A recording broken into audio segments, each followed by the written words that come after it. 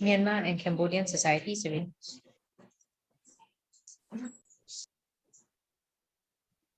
I don't know in how in Jerry, in Fernando contact with in Myanmar or not yet.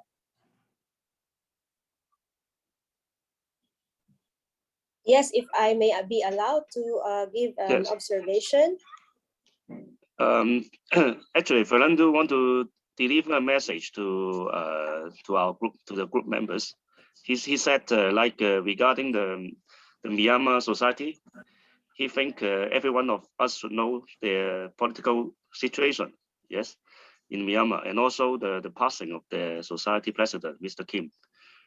And he said Myanmar society is a very important member of us for the Asian CPD group, right? And we should give them a big hand in organizing their CPD activity. So we should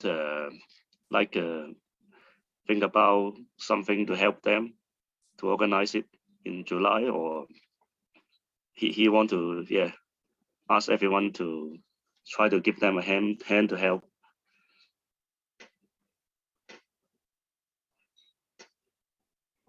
How we help with them? I think we should invite them to this board meeting to discuss it, right? Right. Yeah. Or we can talk to them privately.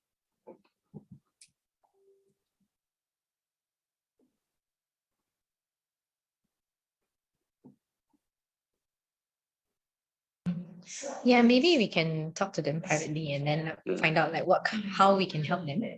Yes, whether they need to find speakers or I think the arrangement with that we have now with BT Healthcare in terms of the platform is quite good. So yeah, maybe we just have to see whether they need help finding speakers or yeah. Yes. Yes, agree. I think we can talk with them privately first, and then what we can do to support Myanmar society. Is July too soon for that though? Should we swap the schedule? Maybe Cambodia can go first.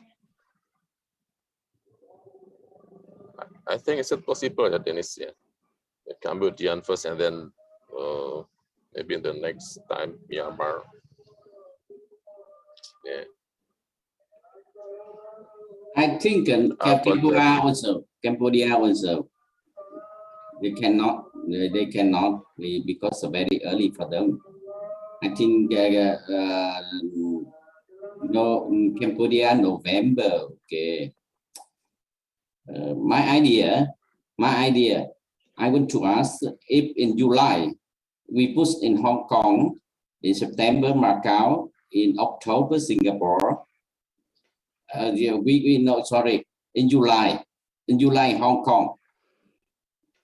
I think you push in July Hong Kong, August in Macau, and October Myanmar. How about you? Yeah, permission to speak. Yes, so I remember last year, it was November, when we commemorated the hosting of, at the same time, commemorating memorial program for King Mountain. It was November last year. My observation is, whenever I talked with Ma'am Yin Yin Tan and Yin Wan O, they are quite very careful in giving their interest about representing their association. So I don't know yet whether they still have active officers. So I highly agree with the suggestions of the body to request a meeting exclusive for the people, the officers whom we know from MSMRT. I also would like to cite an observation that was observed last Southeast Asia Council meeting when ISRRT Vice President Napapong Napang mentioned that they can help MSMRT deliver their hosting of their Asia CPD. So those are my observations.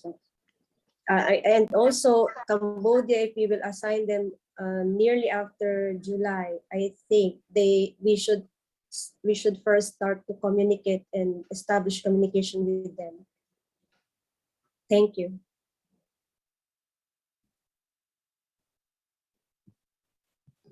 I know in Myanmar now the different political. They have a different thinking. Xi Tan told me, I think it's very difficult for support for them. I think we can delay. Now. My idea, I think July Hong Kong and August in Macau, September Singapore, and November Myanmar. Yeah, agree. After that, I think, yeah. Yeah, it can we be, will have a waiting time like that. Yeah. Yes.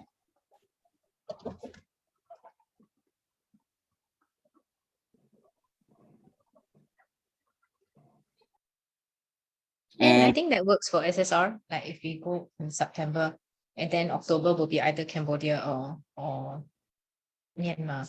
Yeah. October Myanmar, November Cambodia. That's okay.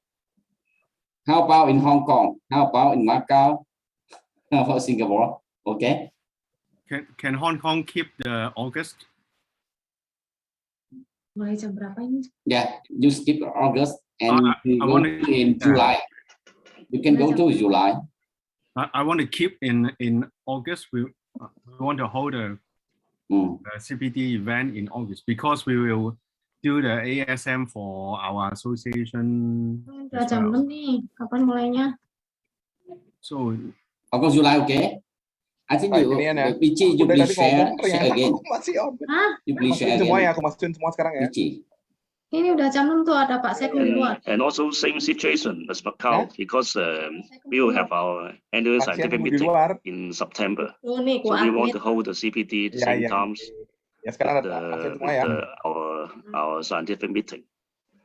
So we want to stick with September for Macau, I think.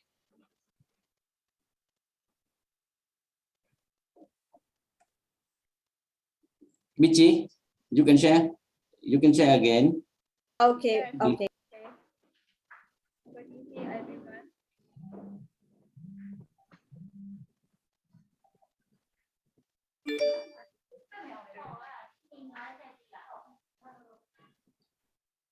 Okay, Jin Tan. Everybody wait to you. Selamat sore Bapak Sekum, saya konsentrasi ke Everybody wait to you. Ini Yeah. Zoom sebelah, Zoom di host, mereka, para presiden sudah Yes. melakukan Hi. rapat untuk menentukan next CPD yang di host Indonesia. Demikian laporan saya, Bapak Sekum. Jin Tan, you see in July. Selamat sore, Mbak Desi. Masih Again mendengar in July, dari you Zoom sebelah can. ya? I will discuss Masih with ya, mungkin bisa di-unmute Mbak Desi. I plan for the Di sahabat-sahabat teman yang lain, cabin suaranya kecil Mbak CPD. Desi apa saya? I try the best for and try the Saya berbagi currently I suara discussed with dengan Dr. sebelah. Gongyi to plan for CPD in July, but I'm trying to arrange this with all my effort. I hope all understand Dan selamat sore our conditions, teman-teman. current condition, political Di condition. layar The most teman-teman technologists ini has been adalah recently removed from Zoom their job dari due to CDM. So I very carefully wait and Vietnam. see this situation, Dari which affect panelis on the Bapak association. Ketum ada But I'm bersama trying to arrange this kita, all bersama my kami, effort. bersama I have seluruh to consider presiden. their feelings and emotion in the present time. Therefore, please wait just moment. Berdiskusi tentang next. I will reply first we solve John and conference to Dan celebrate MC that kita pada CPD, but we're not on sore hari July. ini adalah Ibu Okay. Desi.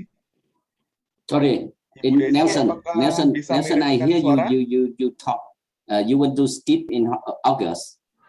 Nelson? Yeah, I want to hold in August. Not skip. I keep. Yeah, you keep. Okay. Baik, mungkin bisa How dibacakan about in susunan Myanmar, acara pada July? sore hari ini. Okay, we can support. Okay, nothing, no problem. Very good. Ada yang minta itu virtual background. Ada di kolom pendaftaran. Kalau Bu Desi, Mbak Desi bisa mengirimkan lewat kolom. You summarize. Silakan.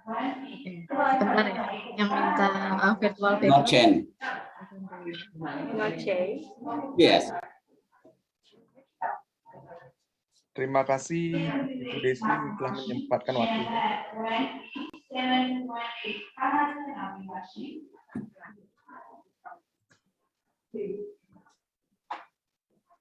Oh ya Bapak Sekum sebentar. Saya malah belum jadikan co-host. Maaf Pak Sekum. Again, Zun, Indonesia. Ya, selamat sore di Putu. Terima kasih. Saya. Ya. Di layar kita saksikan bersama Pak Sekum, Bapak Ketum bersama seluruh presiden sedang berdiskusi next CPD dan sudah saya buka. Terima kasih. Ya, mungkin kita untuk dari saya menyimak ya Beli, karena kita dalam perjalanan, mungkin situasi dan. Oke, baik. Oh. Untuk konsen ya. Terima kasih banyak sebelumnya. Ya. Yang hadir di board presiden.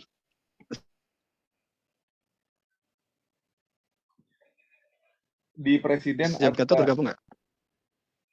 Mas Gatot tidak bergabung. Oh enggak ya, berarti boleh putus sama Pak Ki aja ya. Betul. Pak Ketum juga mungkin saat ini sedang mengikuti kegiatan juga sebenarnya beliau. Ya, sudah, tapi alhamdulillah udah bergabung ya. Oke. Ya. Betul. Barusan saya dikabarin Bapak Ketum, beliau sedang acara dengan Dirjen gitu. Ya betul, ada acara di Jakarta. Oke. Ya. Mungkin saya kirimkan suara dari sebelah sedikit sambil menunggu juga. Nanti kita akan mulai pembukaan tepat pukul 19.15 mungkin ya Bu Desi. Mungkin Bu Desi bisa menyampaikan susunan acara dan sekaligus juga tata cara mengikuti CPD Asia ini. Silakan Ibu Desi, saya remove spotlight dulu. Baik, terima kasih Bu Putu. Bapak Ibu semua, untuk acara sore hari ini, susunan acaranya yang pertama itu nanti ada pembukaan dari peserta Indonesia ya. Kemudian seperti biasa Bapak Ibu harus mengerjakan pretest sebelum acara ini dimulai, yang nanti akan dibagikan di kolom chat. Kemudian nanti kita mendengarkan untuk lagu Indonesia Raya, Mars Pari. Kemudian kita akan ada sambutan dari Bapak Ketum sekaligus membuka acara. Dan lalu kita bergabung dengan main host di Vietnam, Sistem Relay CPD Asia. Kali ini hostnya adalah Vietnam. CPD Asia ini adalah yang ke-15. Kemudian terakhir diakhiri dengan post-test dan penutup. Demikian ya Bapak Ibu.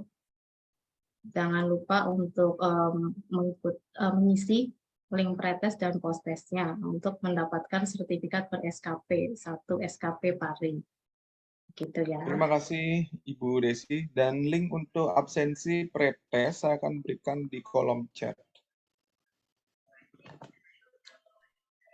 Kamera tidak muncul karena RAM-nya kurang. Ibu Lilis, silakan di restart perangkatnya dan buka kembali Zoom-nya.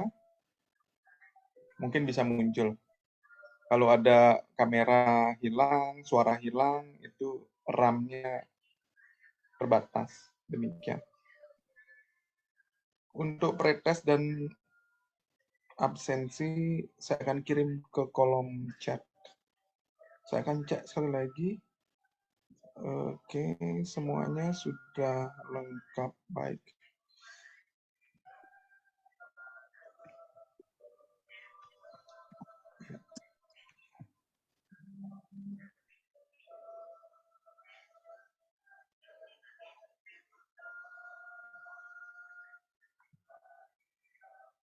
Oke, kolom chat sedang kita kirimkan untuk absensi dan pretest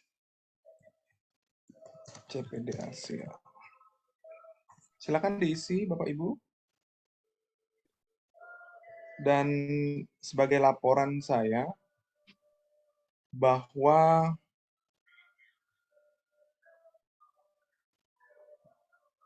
sebentar, Bapak Ketum sedang berbicara di sebelah.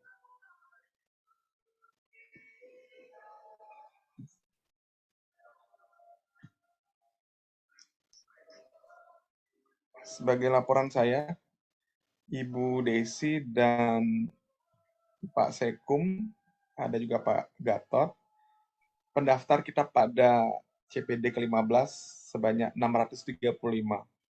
Dan link meeting sudah langsung diberikan di pendaftar ya. Begitu. Kemudian ini absen yang tadi belum ada yang mengirimkan, mungkin masih sedang proses mengirimkan. 635 ya.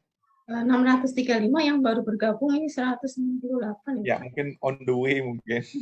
Kalau yang kemarin 780-an yang bergabung itu maksimum sampai 88 kalau yang kemarin itu, Bu Desi. Jadi lebih banyak pendaftar daripada yang ada. Mungkin nggak ingat, bisa jadi, atau telat, dan lain sebagainya. Dan saya juga akan melakukan live. Oke.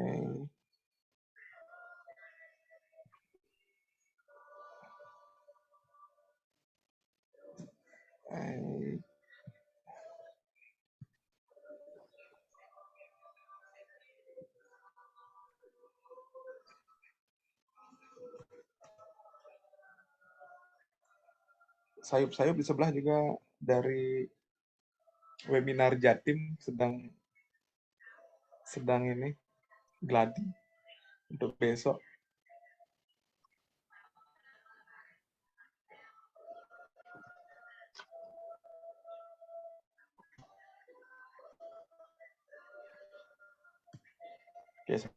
Any discussion, he will respond. Only urgent thing, he will go after you. So I contacted our vice president, the current one, the ex-secretary. So he said he will do something. So he gave the email. So after that, I don't know. Maybe I can, Log, you can write an official email to talk about what you all plan to do and all, so that I will forward the mail to all the EXCO, not only the president. I will CC to everybody in the committee, so that they can, and I'll put it as an item to discuss in our AGM. Will that be okay? So you send me an email, I will put that in our, because for our AGM, there will be items that we can forward for the committee and the members to discuss during the AGM. So you do an invitation, I will do whatever I can. BG, you remember last time you and me sent invitation for President Malaysia. I know. Yes. Fernando sent me also. I resend also. Now I send email secretary from BG. Try to send again invitation from Malaysia, BG. Thank you very much for all the hard work you all have done. Yes. Okay. Sebagai laporan saya, Pak Gatot, pada sore hari ini live sudah berjalan. Saya jalankan live. Ya. Live sudah berjalan, kemudian pendaftar itu sejumlah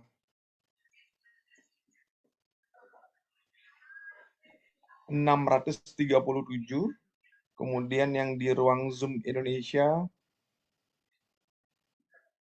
ada 187 dan mungkin akan meningkat nanti. Kemudian absensi sudah dibagi di kolom chat. Nanti mohon Mbak Desi nanti follow up di absensi. Mungkin bisa tetap di-share kepada teman-teman yang baru bergabung. Lalu kemudian di Zoom panelis, di Zoom Vietnam sudah berlangsung dari sejak pukul 17.45 tadi untuk rapat Bapak Ketum. Lalu rapat sudah kami save untuk nanti kita pakai bahan rapat untuk persiapan Indonesia sebagai host 16 CPD Asia bulan Juni ini. Begitu. Demikian laporan saya, Pak Gatot. Untuk live sudah, recording sudah. Acara dapat berjalan. Kemudian Bapak Ketum pada sore hari ini diwakili oleh Bapak Sekum, Pak Hidayat, sudah hadir bersama kita di ruang Zoom. Demikian laporan saya, Pak Gatot. Terima kasih banyak, Deputu. Mohon izin, saya sedang dalam perjalanan pakai public transport, jadi kami serahkan ke Mbak Desi untuk memimpin acara. Terima kasih sebelumnya, Mbak Desi. Sami-sami Pak Gatot, atas di jalan. Baik, boleh kita akan mulai tepat jam 18.15 kah? 18.15. Oke.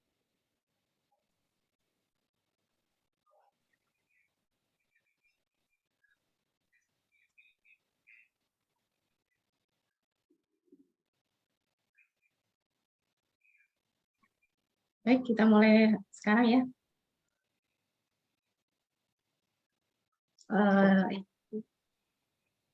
Izin memulai Pak Sekum, Pak Gatot, Bu Ibu. Baik, Assalamualaikum warahmatullahi wabarakatuh. Good afternoon, selamat sore, salam sejahtera untuk kita semua. Shalom, Namo Buddhaya, salam kebajikan, Om Swastiastu. Yang terhormat, Ketua Umum Pengurus Pusat PARI, Bapak Dr. Haji Sugianto SPDM APPS CMRI. Yang kami hormati Sekretaris Umum Pusat PARI, Bapak Hidayat Agus Sabarudin SST. Yang kami hormati Ketua Bidang Hubungan Luar Negeri dan Kerjasama Luar Negeri PARI Pusat, Bapak Gatot SST. Yang kami hormati seluruh jajaran pengurus PARI Pusat dan jajaran Kapengda seluruh Indonesia atau yang mewakili, serta Bapak Ibu peserta webinar Asia ke-15 yang berbahagia. Alhamdulillah, puji syukur kita panjatkan kehadirat Allah Subhanahu wa Ta'ala, karena berkat rahmat-Nya lah kita masih bisa berkumpul sore hari ini untuk bersama-sama menimba ilmu dan belajar bersama mengikuti acara webinar sore ini. Semoga kita semua sehat selalu dimanapun kita berada. Perkenalkan, nama saya Ratna Disi yang akan memandu acara lokal konten yaitu Sistem Relay CPD Asia pada sore hari ini. Bapak Ibu semua, kami informasikan bahwa acara CPD Asia ini merupakan acara rutin setiap bulan yang digelar berdasarkan hasil kerjasama antara 9 asosiasi CPD Asia, yaitu yang pertama, Indonesia Society of Radiographer, PARI. Yang kedua, Macau Radiological Technologists Association, MRTA. Yang ketiga, Myanmar Society of Medical Radiation Technologists, MSMRT. 4. Philippine Association of Radiological Technologists, PART. 5. Vietnam Association of Radiological Technologists, VART. Keenam, kemudian Association Radiological of Technology (CRT). 7. Hong Kong Radiographer Association (HKRA). 8. Taiwan Association of Medical Radiation Technologists (TAMRT). Yang ke-9, Singapore Society of Radiographer (SSR). This afternoon, hosted by Vietnam Association of Radiological Technologists (VART). They have invited two outstanding speakers. The first one is Mr. Duong Phong Lan, MR Clinical Application Specialist of GE Vietnam. He will be talking about cardiac MRI update this newest protocol. The second speaker is San Pi Guo, MD, Specialist of Imaging Cardiac Medical Center. He will be talking about emerging technique in cardiac MRI. Berikut saya bacakan susunan acara untuk sore hari ini. Yang pertama, pembukaan peserta Indonesia, kemudian pretest, menyanyikan lagu Indonesia Raya dan Mas Pari. Kemudian sambutan Ketua Umum Pari Pusat sekaligus membuka acara. Yang selanjutnya adalah acara relay sistem CPD Asia dengan host Vietnam. Lalu post-test dan penutup. Bapak Ibu hadirin yang berbahagia, agenda selanjutnya adalah menyanyikan lagu Indonesia Raya dan Mas Pari. Para hadirin dimohon mengambil sikap tegak dan diharapkan agar Bapak Ibu sekalian menempatkan tangan kanan menyilang di dada sebelah kiri yang akan diselesaikan saat Indonesia Raya berakhir. Kepada tim IT, kita akan mulai untuk mendengarkan lagu Indonesia Raya.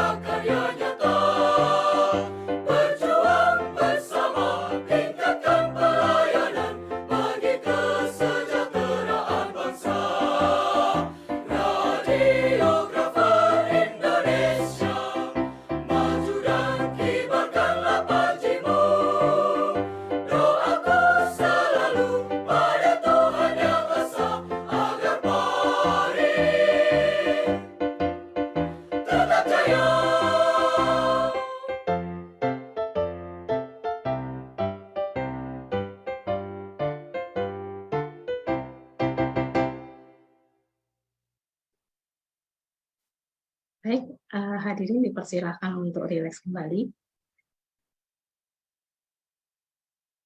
Acara selanjutnya adalah sambutan dari Bapak Ketua Umum Pengurus Pusat Pari, yaitu Bapak Dr. Haji Sugianto, SPD, NA. Yes, certificate. He make a certificate only. I don't know how to do that. Hong Kong, Philip. Hong Kong, Macau, Taiwan is the Macau to take care, right? The link, the Zoom. The link. The Zoom, right? Yeah. Certificates in Hong Kong, Philip. Really? Hong Kong, Macau, Taiwan. We will Gatot, take silakan. care. Take care only Zoom link. These three area. Hong Kong, Macau, and Taiwan, right? But you told me you have some from USA for other countries. So so maybe some have registration on this link, right? Yeah, I don't know. So Marco needs to check. Usually, I send report for everybody. Some own active. They select in country. In Philip choose in Hong Kong. In Mr. Lee choose in Taiwan. And my program choose Macau and another country, for example, in USA, in some Australia, somewhere in Malaysia. In certificate only. Yeah. Monitor beli putu. Ya. Suara sharing dari sana bisa dikecil atau bisa di. Ya, sudah saya matikan. Saya matikan. Baik, terima kasih. Selanjutnya bagaimana tadi? Maaf, saya nggak pernah mendengar tadi. Sama Pak, saya juga. Oke, Mbak Desi, bagaimana Mbak Desi, mau dilanjut atau gimana?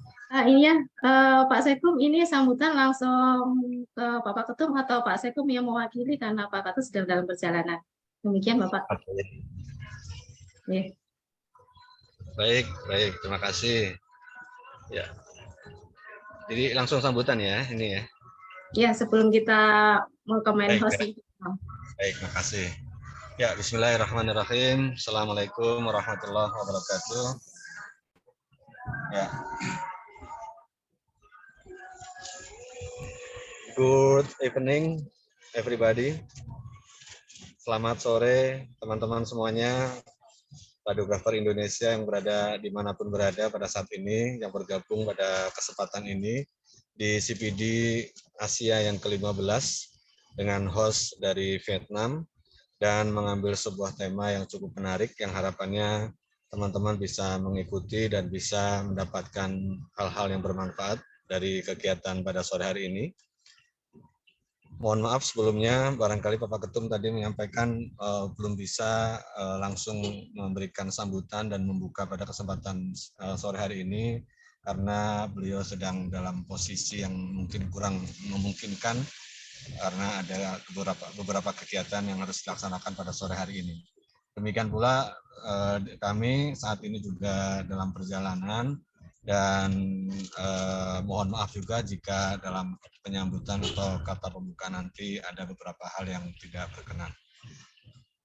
Untuk selanjutnya, sebagai kata sambutan pada kesempatan sore hari ini, kami mengharapkan teman-teman semuanya atau rekan-rekan sejawat yang ada dimanapun berada, kesempatan CPD Asia ini bisa kita manfaatkan bersama untuk bersama-sama kita mencari ilmu dari negara atau dari rekan-rekan sejawat negara lain, ya, terutama yang ada di Asia, yaitu tadi sudah disampaikan keanggotaan daripada CPD Asia ini terdiri dari berbagai negara yang ada di Asia plus negara-negara lain yang berada di sekitarnya. Salah satunya Hong Kong ya. Dan pada kesempatan ke depan bulan Juni Indonesia akan kembali menjadi tuan rumah atau menjadi host kembali.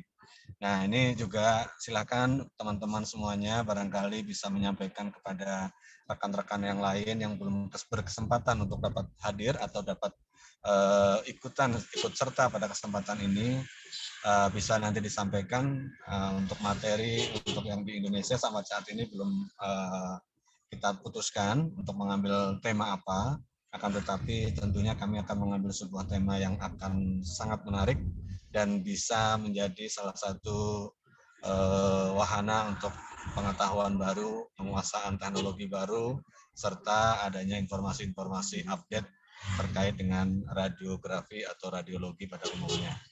Demikian mungkin dari kami mewakili Bapak Ketum. Mudah-mudahan kita semua pada kesempatan hari ini senantiasa diberikan kesehatan, keselamatan, serta senantiasa semangat untuk mencari ilmu yang tiada akhir. Dari saya mohon maaf jika ada kekurangannya. Terima kasih kepada segenap panitia yang sudah mempersiapkan segala sesuatunya. Tim dari Pari Pusat yang dikomandani oleh Bapak Gatot, Pak Putu Adi, Ibu Desi, dan Ibu Irma, serta teman-teman lainnya yang tergabung dalam bidang kerjasama luar negeri dan hubungan luar negeri. Demikian, terima kasih sekali lagi kepada semuanya. Billahi taufiq wal hidayah. Assalamualaikum warahmatullahi wabarakatuh. Baik, terima kasih Bapak Hidayat untuk sambutannya. Hati-hati di jalan.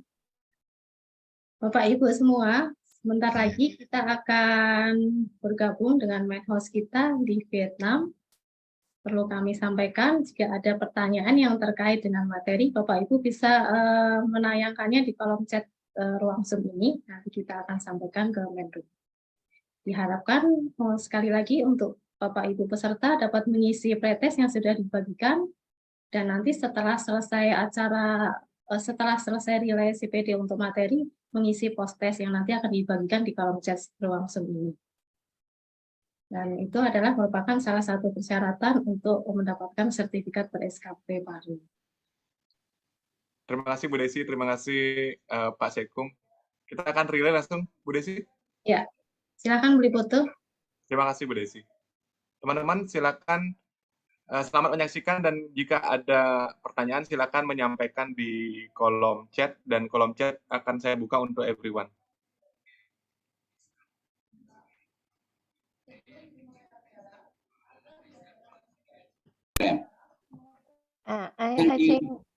I think we spend 2 or 3 minutes for speaker to test micro and webcam and share slide. Okay, now we stop the meeting now. You can do. Okay, thank you everyone. Now tea break. See you in 6:30.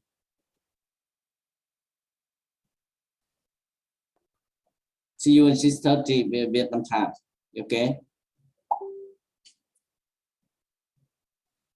Thank you, all president. Dạ, anh Lộc ơi, bây giờ là 6 giờ rưỡi rồi, anh chắc là mình cũng tranh thủ để cho các speaker test anh. Cứ tiếp đi, ok. Dạ, thì chắc là nhờ chỗ anh anh Sơn với anh Nhàn á anh, mình tranh thủ mình share slide rồi mình mở webcam với mic ổn không nha anh? Dạ, anh share trước nha. Anh Sơn share trước nha. Dạ, dạ.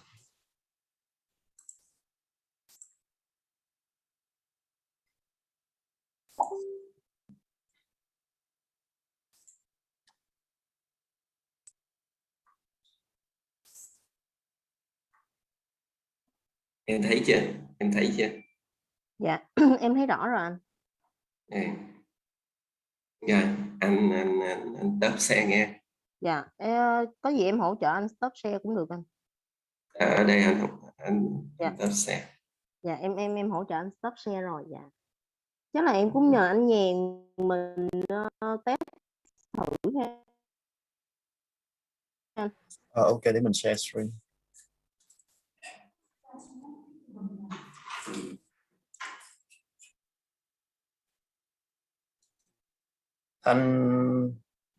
Anh thấy cái slide của anh không? Em thấy cái slide của anh có cái phần note anh. Dạ. Em nhờ anh là chuyển thành cái slide. Ok. Dạ, dạ.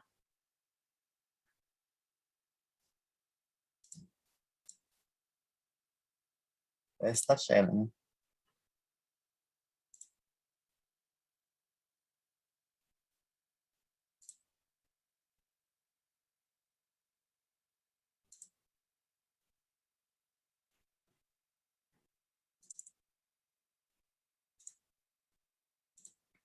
Ok chị em. Dạ rồi anh. Anh next một vài slide thử xem.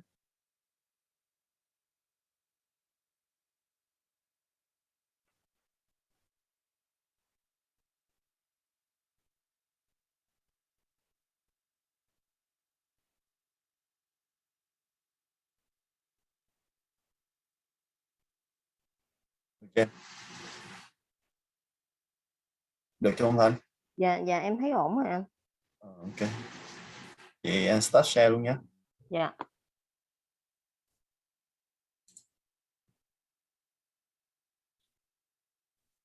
Dạ anh Lộc ơi, chắc là ổn rồi, chắc là mình bắt đầu luôn ha anh. Để em mở phòng Zoom luôn.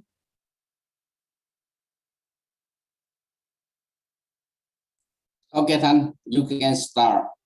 Yeah, now I will start Zoom webinar. Your webinar. Yeah.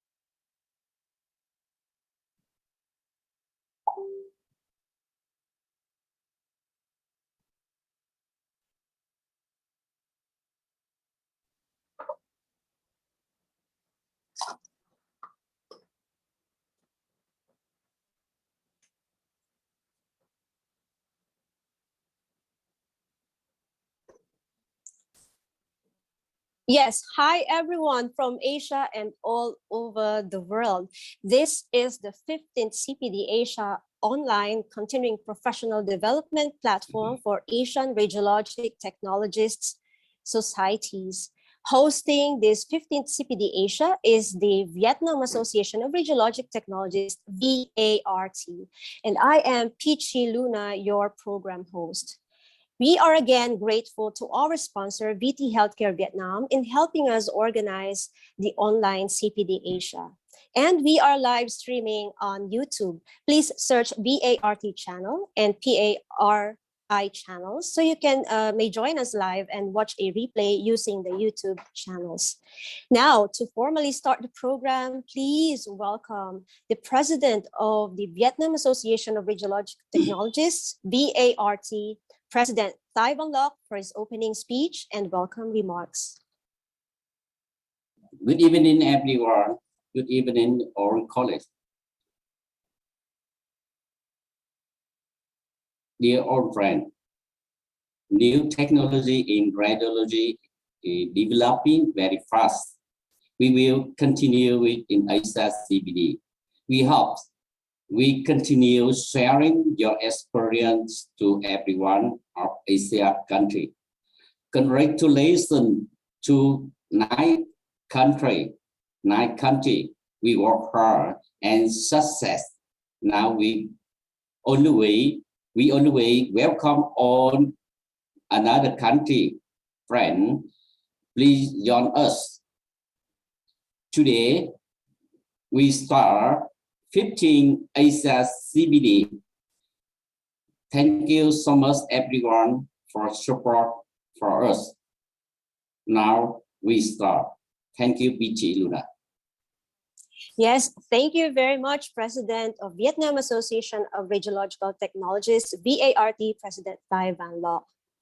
This online Asia CPD is highly supported and graced by member societies, presidents and officers and their representatives.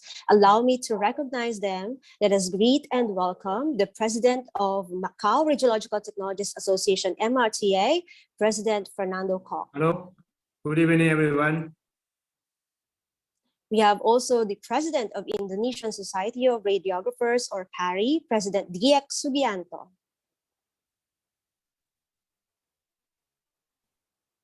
We have also President of Hong Kong Radiographers Association, HKRA, President Wan Shin Buon Nelson. Hi, everyone. Good evening. Yes, good evening. We have also President of Taiwan Association of Medical Radiation Technologists, TAMRT, President Chun Yuan Tu. Hello, everyone. Good evening. Thank you. Also, we have tonight the Singapore Society of Radiographers, SSR President, President Denise Xiu. Good evening, everyone. Thank you for joining us. And joining us again is Yin Yin Tan of the Myanmar Society of Medical Radiation Technologists.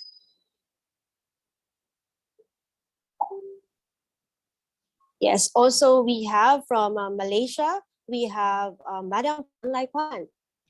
Hello, everybody. Good evening to all. Nice to see all of you again.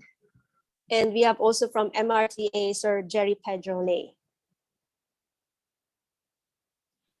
Yes, we are also grateful to President Sophie Lee of the Association of Cambodian Radiological Technologists and to President Rolando Banyares of the Philippine Association of Radiologic Technologists. Thank you very much, dear presidents and officers. Later, they'll be joining us again in the Q&A session as our panelists. May I respectfully request everyone to please open your camera for a simple photo ops.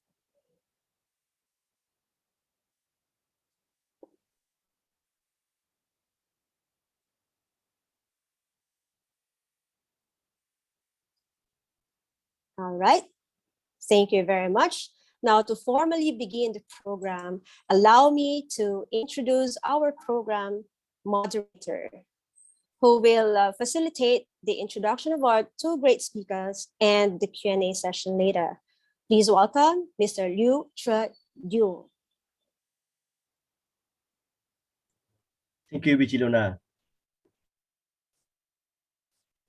Good evening, presidents, panelists, and participants.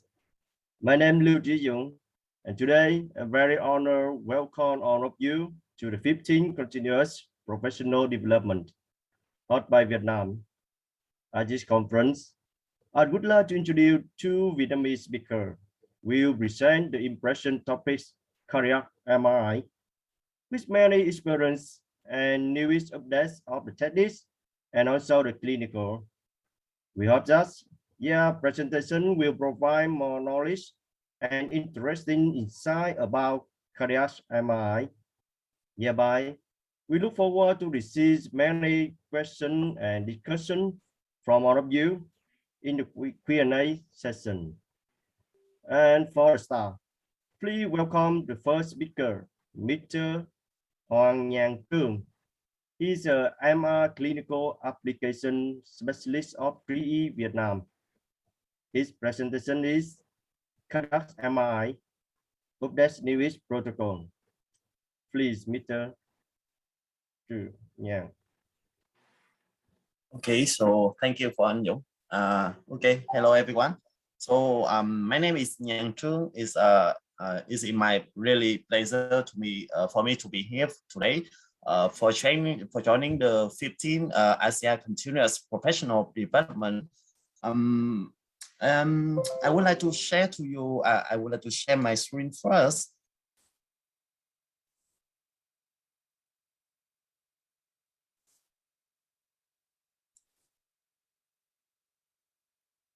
So I would like to share to you some update about the CMR technique and what the technology, what technology is developed and provide to have our CMR examination become more and more simple and productive, and to, it also have to acquire the consistently superior image quality to ensure the patient comfort, and to gain the clinical diagnostic confidence as well. Let's have a look on the latest SCMR and AHA frontline testing guidelines for the chest band. You can see that the application for our CMR. I can sorry, I need to change to the laser point. So for the new guideline, for the update guideline, the CMR is comparable to other modality like PET or stress echography with the classification, the number 1 or 2A is mean that the CMR right now is becoming more and more comparable to other image modality. Like there are some publication to show that there are some multi-center trial that to validate the change to prove that the CMR is non-inferior to invasive cath. So that's the reason I believe this is the huge change, the huge gain for cardiac MRI, and lead to the wider application in the clinical needs for CMR, stress perfusion as well as non-stress perfusion CMR. Just a quick review about the basic cardiac imaging. We provide excellent assessment of cardiac function using the FIRST technique, Cmr Technique, and we also have the black blood imaging to detect the myocardial edema, or we can also assess the area at risk or the hemorrhage, or just simply assess the myocardial morphology. So we also have another first pass perfusion to help us to assess the myocardial blood flow or the myovascular defect.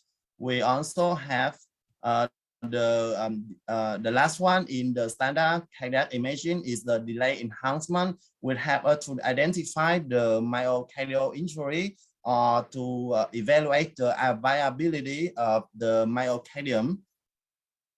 In the case, as you all know, that for the CMR protocol, we usually have to apply the sequence as short as possible, because we need to get the patient breath on to ensure the image quality. That's the reason why sometimes we must receive the imaging with low SNR or low visual resolution or lack of the SNR. So the question is that how can the GE have to overcome the challenges to get the right image quality? So my first answer is the ARICOM-DL. So this is a big feature that GEs are so proud of and has been released recently.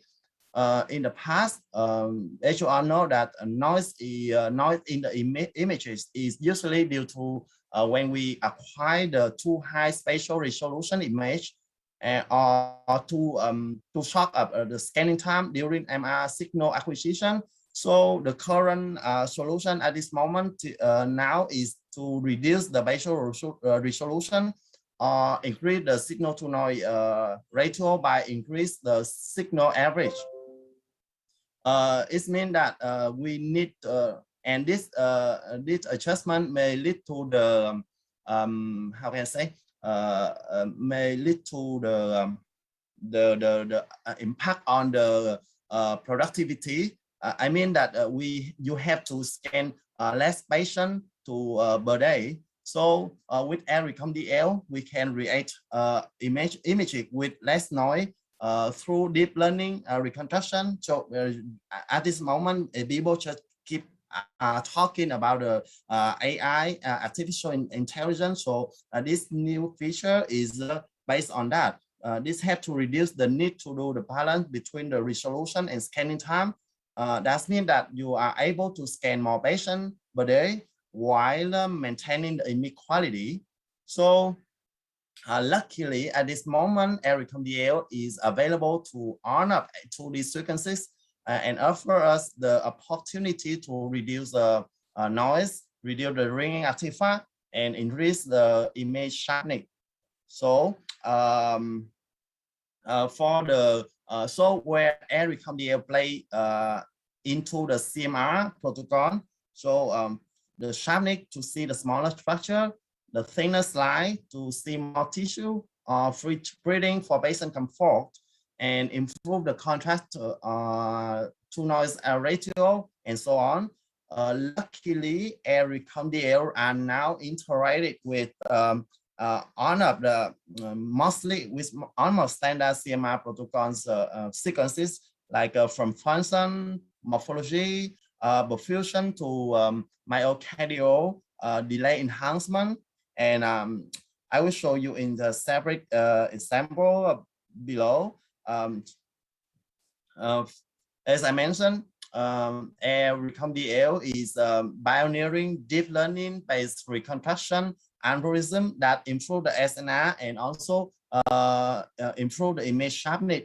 So sometimes it's not sometimes it also enables shorter scanning time. So in overall, it improved the image quality at the foundation level by impaction on the raw data.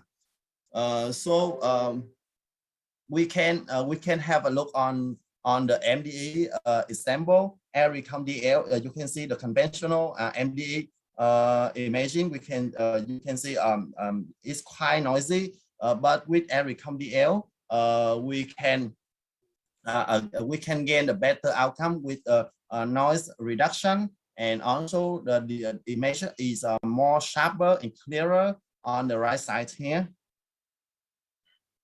Another example to prove the break outcome of ARICOM-DL will provide the same spatial resolution on the single shot MDE compared to the conventional MDE imaging. As you all know, normally the 2D MDE, we need the patient to break their hole to ensure the image quality. So in the case the patient cannot hold their breath, the alternative solution for patient with this condition is using the single shot MDE with a free breathing. However, with the single shot technique, the image may lead to the blurry, and also sometimes it collect up the SNR. But in this case, you can see the difference. You can see the ARICOM-DL also have a lot to maintain the image quality compared to the condition to the conventional MDE protocol.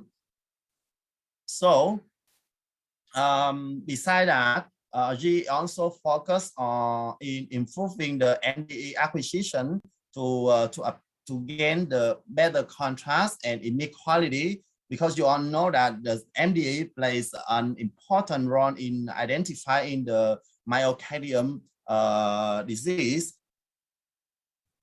So this is MDA portfolio from GE protocol. We have the 2D MDA conventional one with the gold standard for MDA.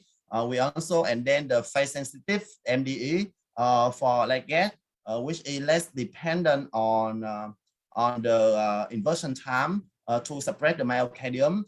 We have another innovation like a single shot MDE as a single shot phase sensitive MDE, as I mentioned. It comes with the pre-breathing to gain the patient comfortability. So and also the last one on the MDE portfolio is the 3D horn heart MDE. So we also have the wide band MDE for it's also compatible on all MDE frequencies on both on 1.5 and 3T theta to help to gain the better image for the patient with the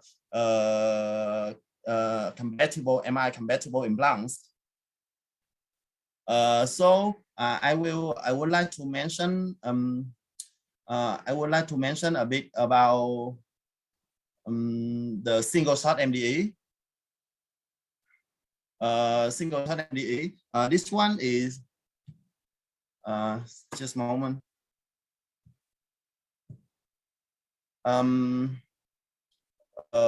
With many, because as you this one we have a lot of benefit on this single shot MDE. We can have scanning the horn heart MDE imaging in only one scan. We can acquire the acquisition with the shortened breath horn or even with the pre-breathing available now. We can reduce the motion correction, and it's also very beneficial to the patient with a high arrhythmia. So we can have a look on the example for the MDE conventional MDE with the patient poor breath holding. We can see a lot of motion artifact on the images, but in this case we can try to another solution. The solution for this patient condition is using the single shot MDE. You can see it's overcome the challenging of motion artifact, and also it shows clearly the hyper enhancement on this area.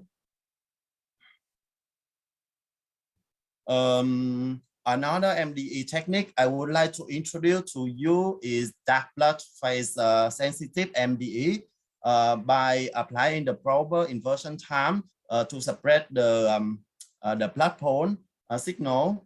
You all know that the contrast between the normal myocardium and the blood is very important to delineate the myocardium wall.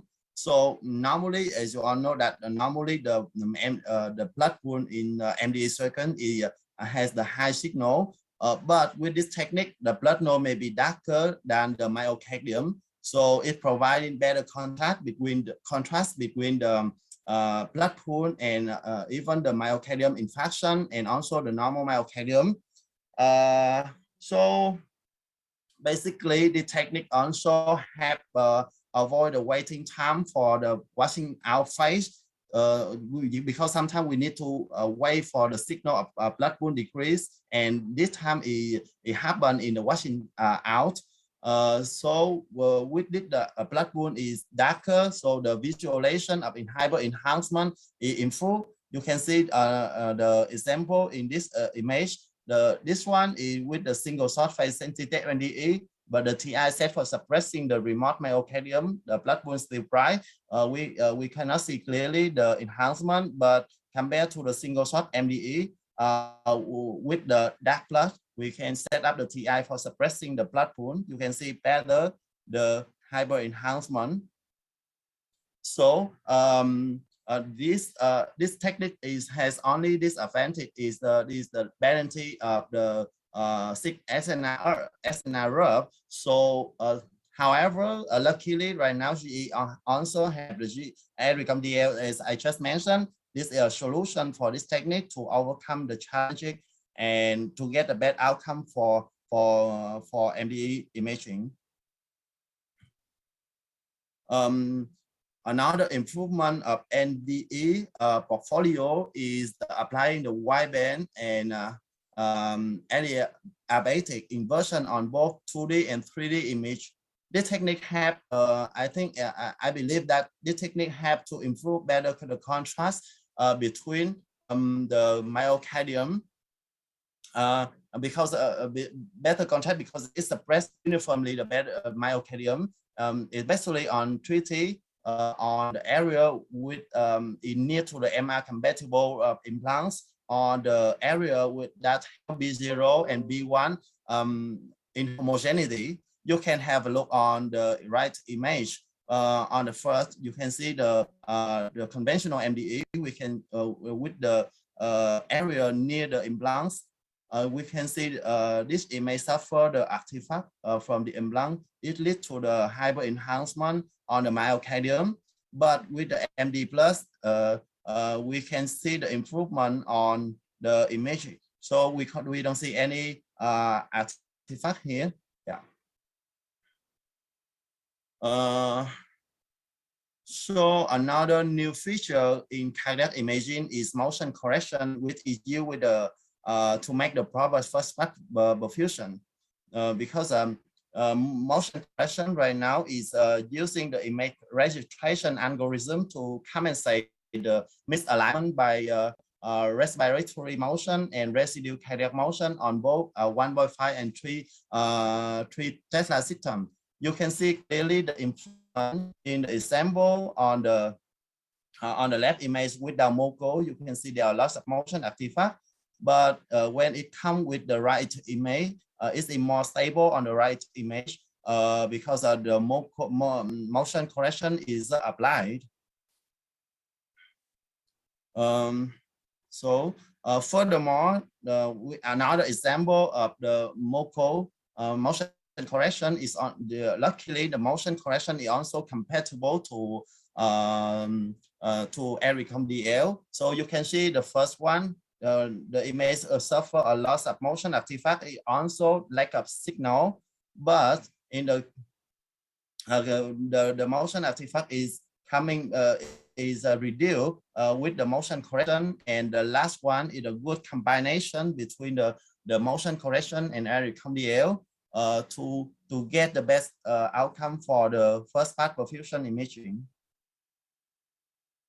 Besides that, motion correction is also compatible to T1 mapping, and you can see that in the image, the motion correction have to give the better delineation of anterior and anterior-lateral segment on the left on this one, while without motion correction we can see the image quite blurry. So this leads to with the T1 map with the motion correction, we may have to improve the accuracy of T1 estimating. So a quick review about typical protocol to evaluate for heart attack. So the majority, as I mentioned above, the majority of sequences in the protocol is compatible with RICOM-DL, like Fiesta, blacklight imaging. We also have the improvement, a lot improvement on MDE protocol, and perfusion also compatible with RICOM-DL, and also compatible with motion correction to get the big outcome for the perfusion. And I also this one is also the big improvement in cardiac imaging. So the other advanced tissue characterization is the cardio maps that I would like to introduce you to today. Is following the information of the Cmr protocol, the update in 2020. Beside beside the protein morphology sequences that people that you have known before, these guidelines have also specific requirement on advanced cardio map per second, like a T1 map, T2 map, T2 star map, because this kind of sequences is important because it helps to quantify the change that occur in the myocardium based on the change of the T1, T2, T2 star relaxation time of the myocardium. So there are some specific technical recommendations following the SCMR protocol. For example, the T1 mapping merge the technique of I'm sorry. For example, T1 mapping using the only moly or a shock moly for the calculation. For another recommendation is for calculation of the ECV must have the time gap. It means that the time between pre and post contrast. So the recommendation is the time one between 10 and 30 minutes post contrast bolus to get a good outcome, to get a good calculation of ECV. Or in T2 mapping, we can see a variety of options, like we can use the T2 repair single source, free precession sequence, or just using the fast pinnacle space per second. So in GE, we also have provide a lot of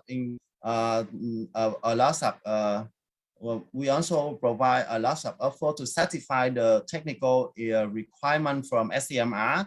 The first one is T1 mapping with moly technique, or we can say that the modified look-lock curve inversion recovery.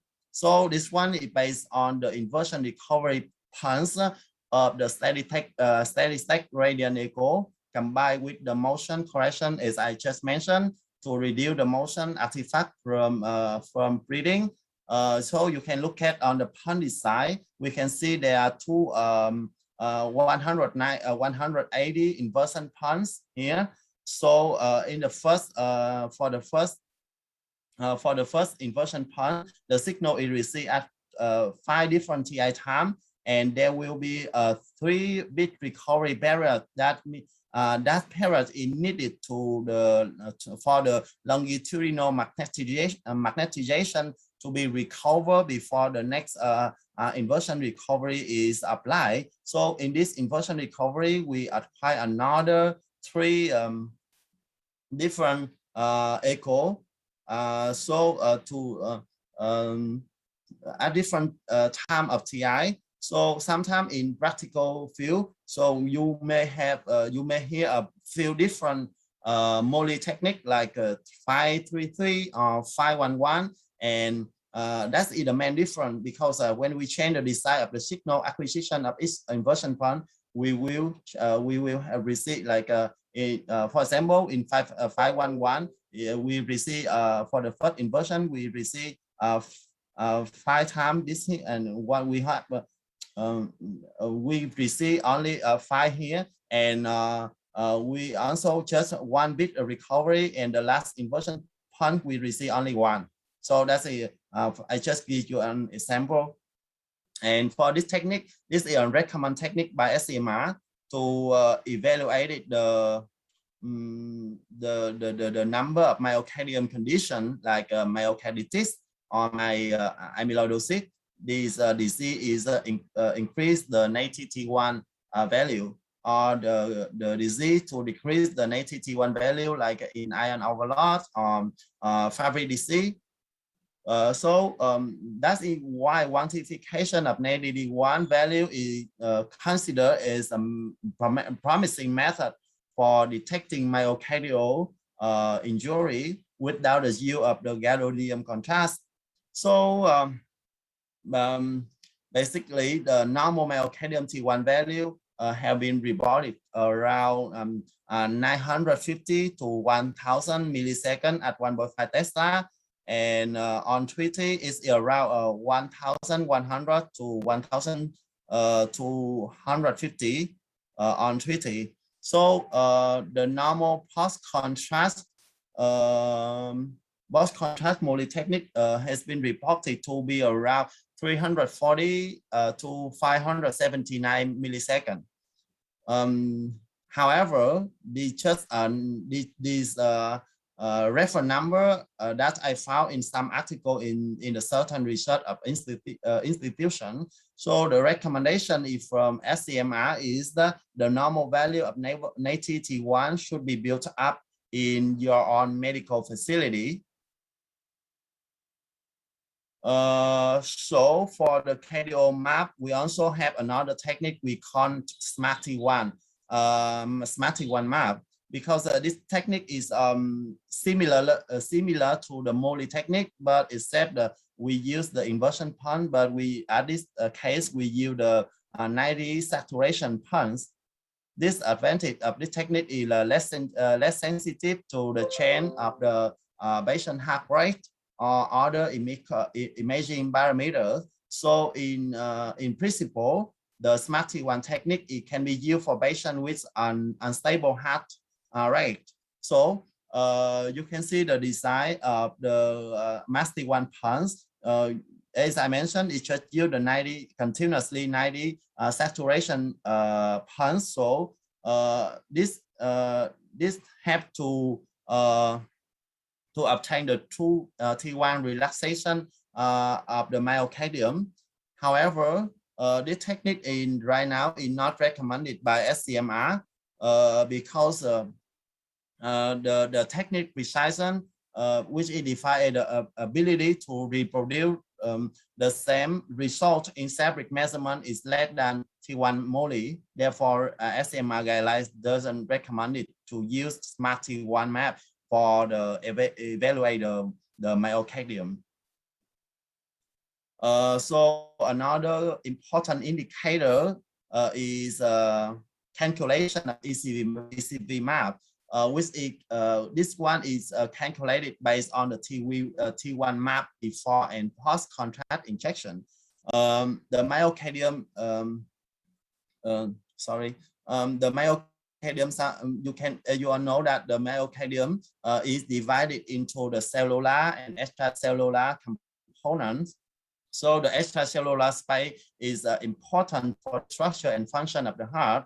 So sometimes the expansion of extracellular in some certain disease condition is a specific feature for cardiomyopathy, and it's also play an important factor in the ventricular remodeling. So that's why the evaluation of the ECV is necessary, especially in some disease like myocarditis, amyloidosis, or diffuse fibrosis. Another important about the ACV calculation is not just only based on the T1 relaxation value of the myocardium, but also calculated based on the hematocrit. So the recommendation from SCMR is the hematocrit test should be required within 24 hours to ensure the accuracy of ECV calculation. So the next technique I would like to talk about is T2 mapping based on the principle of the single source fast binary black blood imaging. Is acquired at different TI time, at least 4 TI time. After scanning, we will receive the T2 relaxation curve and also T2 mapping. So this one will help us to quantify the T2 relaxation time for the myocardium. This quantification is very valuable in some certain condition, like some pathology that cause the myocardial edema, such as acute myocardial infarction, myocarditis, stress cardiomyopathy, sarcoidosis. So the reason why the T2 relaxation is prolonged in the myocardium is due to the increase of the water content in the myocardium. So normal myocardial T2 value right now have been reported. The normal one have been reported to be on 1.5 to be around 52 milliseconds, and on 20 is around 45 milliseconds. On this example, you can see the mean T2 value of myocardium is 80 milliseconds. So we can see that the T2 map have to detect the edema in acute phase, while the T2 value of medium in this case 80 milliseconds is higher compared to the sign normal T2 value is below than 58 milliseconds. For T2 stars mapping based on the multi-echo radiant echo technique.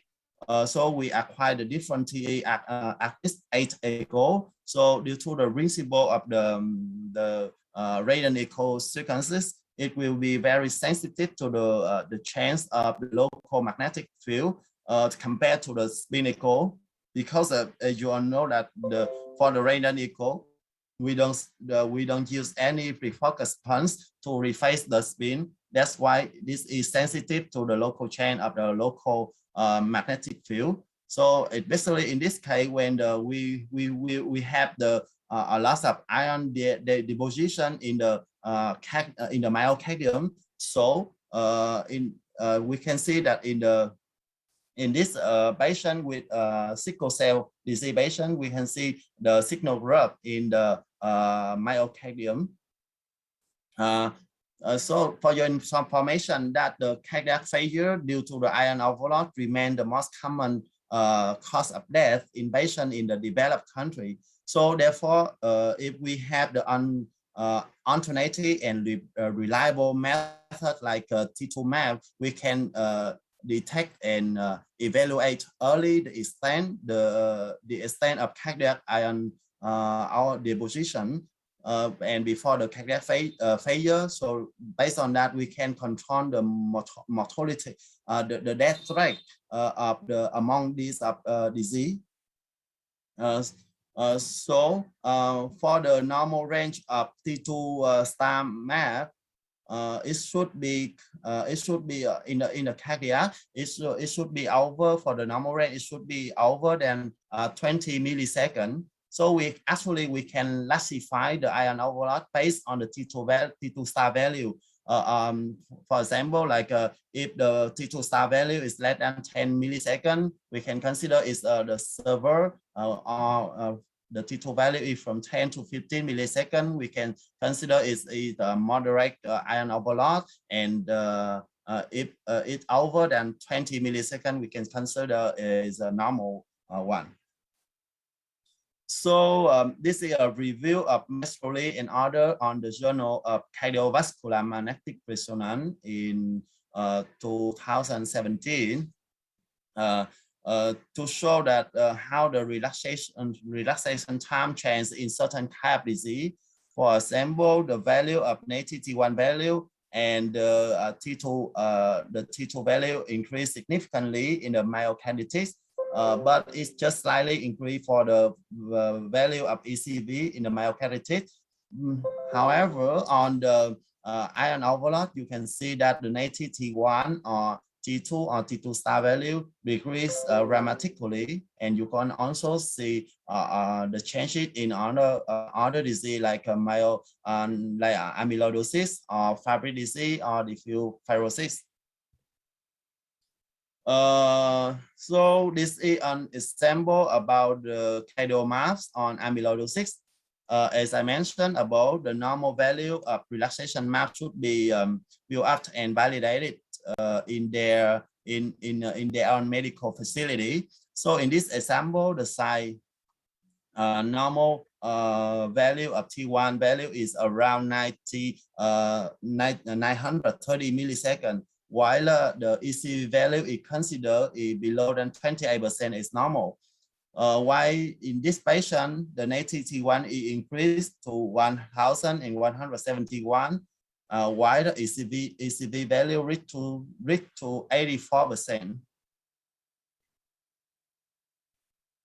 Similarly, on the same patient, the value of T2 map of myocardium on this patient is around 67.8. Compared to the sign normal range is below than 58 milliseconds. So therefore, based on that, we can see that the marked elevation in value of native T1, ECV, T2 are the very specific image feature on this kind of disease. So another case study with a male 27 years old. He's an athlete coming to check up with the Disney palpitation, but without any clinical history. So CMR is performed on this patient with routine morphology for 2-chamber Fiesta, 3-chamber Fiesta, and 4-chamber Fiesta with the following the image parameters. We also, the function assessment on left and right ventricle are also be done on this patient. You can see the ejection fraction of this patient is in the normal range, which is ejection fraction left ventricle is 65%, ejection fraction right ventricle is 63%. On the T1 mapping, with using Molly 533 technique, we acquire the T1 focal area with the high T1 value. You can see 1180 and 1123 compared to the normal value of site is 930 milliseconds. So the elevated T1 native values result in the increase of ECV in the same focal area. You can see here. At here we see the 33% of ACV and 37% of ECV compared to the normal value outside is 25.3%. So the MDE technique also performed on this patient. It saw three contrast enhancement area in the myocardium.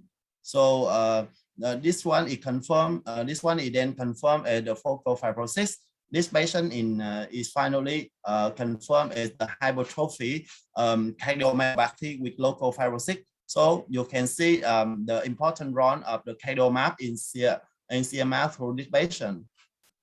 Obviously, the CMR is a good tool to diagnose and follow up the hypertrophy cardiomyopathy. So cardio maps also, especially T1 map and SCV, help a lot to stratify the risk of a cardiac event. We also have another example of cardiac case is patient with viral myocarditis. In this patient, the ejection fraction is in the normal range. As you all know that the ejection fraction is the normal range is about 50 to 75%, following the American Heart Association. So in this case, the patient ejection fraction is in the normal range. We also noted another very cardio effusion on the Fiesta kinase imaging. On the MDE, we see this. Also, we see the enhancement area. You can see the red arrow and yellow arrow. In terms of the cardio map, you can see the high value of the T1, of the T2, of the T1 and ECV compared to the normal value outside. So as you all know that since for a long time, CMR just have to quantify flow, volume, ejection fraction. But with the T1, T2, and T2 star map, the more and more quantification are available now. So it's helped the MR modality has become a right tool in detect the non-ischemic cardiomyopathy to follow up the patient as well as the prognosis. In this case, you can see in acute phase, acute phase, you can see the high value of the cardio mass compared to the normal value. But after 3 months follow-up, you can see most of the value is coming back to the normal range. So the cardiac, so we can conclude that the cardiac MR with mapping can place as a biomarker for following up and prognostic at different conditions like amyloidosis or myocarditis in this case. So the last technique I would like to briefly introduce to you is 4D flow. This is much improved per second compared to the traditional 2D 2D flow, because at this moment 4D flow is quite commonly used to evaluate the flow in the congenital heart disease or evaluation of shunt, or it's used in the valvular disease, or sometimes for the evaluation of rectal vessel like aortic disease. So how this issue is how this sequence being improved. So you can get back to the 2D phase contrast flow before. So that technique we need to take a lot of time to apply the image over and over again, because because sometimes the patient cannot depress, so we have to take and scan again, and sometimes the technology don't have enough experience to identify the scanning lane, the proper scanning lane to assess the flow. So that's a reason why it takes time to do, sometimes to do for the 2D flow.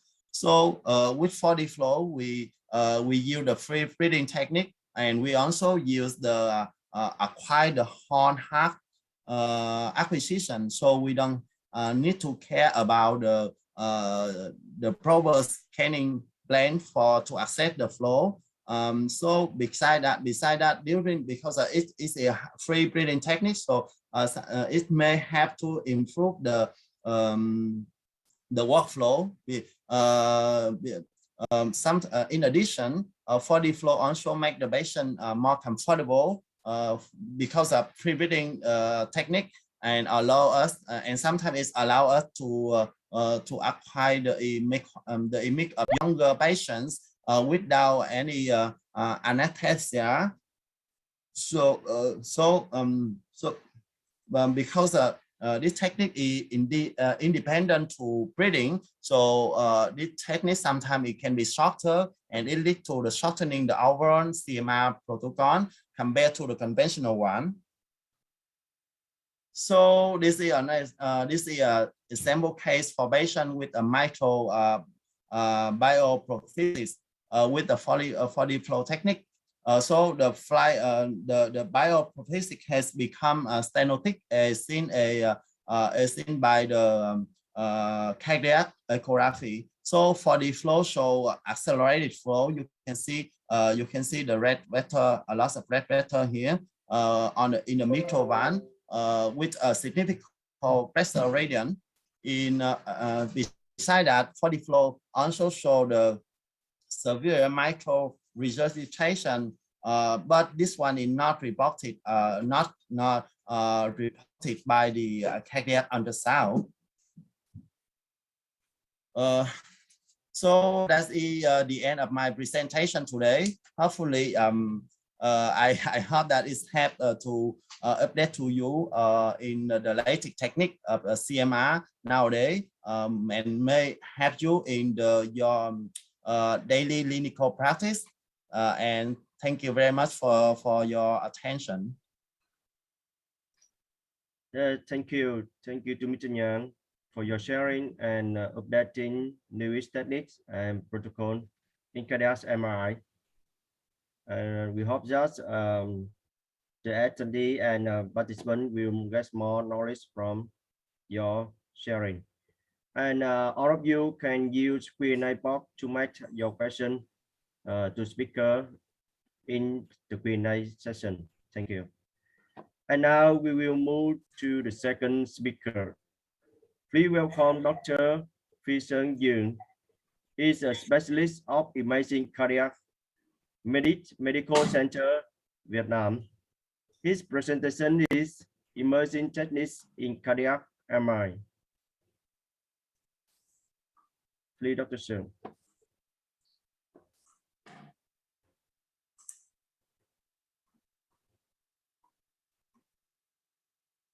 Hello, everybody. Mr. Dung, can you hear me? Yes, I can hear you. Please start. Yes. Good evening, Chairman. Good evening, ladies and gentlemen. I am Dr. Dung Phi Sơn. I work in the Department of Cardiology in the Medical Center, Vietnam. Today, I talk about the emergency technique in the cardiac MRI. Until now, a lot of new technique in the cardiac MRI, but in my center, usually the scan the patient another hospital in the Ho Chi Minh City send my center to diagnostic, and my center has the cardiac CT and the cardiac MRI, and I see every day the doctor in the Ho Chi Minh City send my center if they want to diagnostic the ischemic heart disease or the coronary disease. They usually provide the coronary CT scan, and some the patient has the non-ischemic heart disease or non-ischemic myocardiopathy or the tumor or the congenital heart disease. They want measurement about the measurement about the right ventricle, the volume and the function. They usually provide me the cardiac MRI scan. And today I only talked about the imaging technique. I usually use every day in my center. You know, the cardiac MRI has become more important in the diagnostic and the risk certification of the cardiac disease. And cardiac MRI modality is the gold standard for the evaluating the myocardial mass, function, and the volume. Cardiac MRI is the unit's ability to provide a detailed tissue characterization. For example, myocardial edema, perfusion, or the fibrosis. And I think cardiac MRI will be the widest application. Until now, we have the new techniques such as the T1 mapping, T2 mapping, extracellular volume ECV, or the T2 star mapping. And recent advance in the image recomposition technique have the potential further increase the clinical utility of the cardiac MRI. Artificial intelligence AI in the algorithm will automate segmentation of the volumetric and the function of cardiac chamber. And how is the T1 mapping? T1 mapping is the quantitative technique by the T1 relaxation time of the myocardial bit cell can be measured and mapped of the T1 value rating. And T1 mapping play in the important role in the patient with the diffuse or the subtle change in the myocardium, and that cannot be detected by the visual inspection of the right care image. I think the native T1 is the reconstruct T1 mapping, and the normal native T1 values measure with the Muli as the 1.5 Tesla, about 900 to the 1,100 milliseconds, and T1 approximation were reported about 14 to the 28 rate with the 3 Tesla. If the increase the native T1, we usually see the edema in the infraction or the inflammation. and other interstitial phase in ring. We usually in the fibrosis or the interfiltration amyloidosis. And how is the low native T1? We usually see in the lipids or the iron overload. And deep line sort about the values of the normal T1, normal native T1 in normal, and in green we usually see in the hypertrophic cardiomyopathy, myocarditis or the amyloidosis, and we see the low native T1 we usually in the fatty metaplasia or the iron overload or the paralysis. And we have the K, example the patient, the old man, 55 years old in the Ho Chi Minh City. His family no heart disease and he no hypertension or no painting. He usually palpitation and angina. His ECG and echocardiography showed about left ventricle hypertrophy and ischemic heart disease. The doctor required the patient before the coronary CT to the suspected because they suspected the coronary disease. And when we scan coronary CT, we see the 3D, the 3 vessels of the coronary here, LAD, circumflex, right coronary artery, and the circumflex is normal. And we see the ASEAN view, we see the interventricular sector severe thickening. The patient suspected about the hypertrophic cardiomyopathy, and the patient, the doctor required the patient cardiac MRI with the contrast enhancement. And we see the scene imaging. We see the basal and mid sector is severe thickening about 22 millimeter, and the basal and mid anterior thickening about 22 millimeter, and the mid inferior about 21 millimeter. The patient has the hypertrophic cardiomyopathy with the left VOT no obstruction. And we see the legs imaging. We see the legs in the micro as the anterior sector and inferior sector. And we have the software to measurement about the leg mass. This patient has the 49 gram and the ratio of the leg mass and over the left ventricle mass about 27%. The patient has the high risk, and we use the T1 mapping to measurement about the native T1 in green about 1,117, and in green the ECV about 46% here. And how to the extracellular volume ECV is the T1 mapping. It performed it before and after the contrast enhancement, and we have the operation to calculate it and the map distribution of the myocardial extracellular volume, the impression here, and the normal ECV values of the 1.5 Tesla about 25%. And in green the ECV, we usually in the inflammation in the myocarditis or edema, we usually see in the cardiac in myocardial impression or the focal fibrosis in the non-ischemic myocardiopathy, and the infiltration in the sarcoidosis or the amyloidosis. How about the low ECV values? We usually see in the thrombus or the lipomatic metaplasia.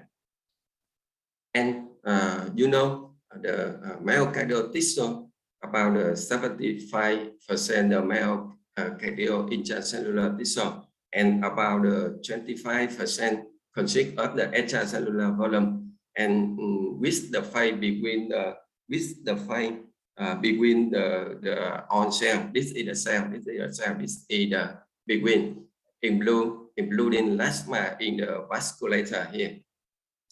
And the slide sort of the patient had the fibrosis in the extracellular and the fibrosis here, and the intracellular we see in the amyloidosis, and the edema we see in the inflammation here. And the image showed about the normal extracellular, and we see the increase the hypertrophic cardiomyopathy and increase the infraction or the amyloidosis.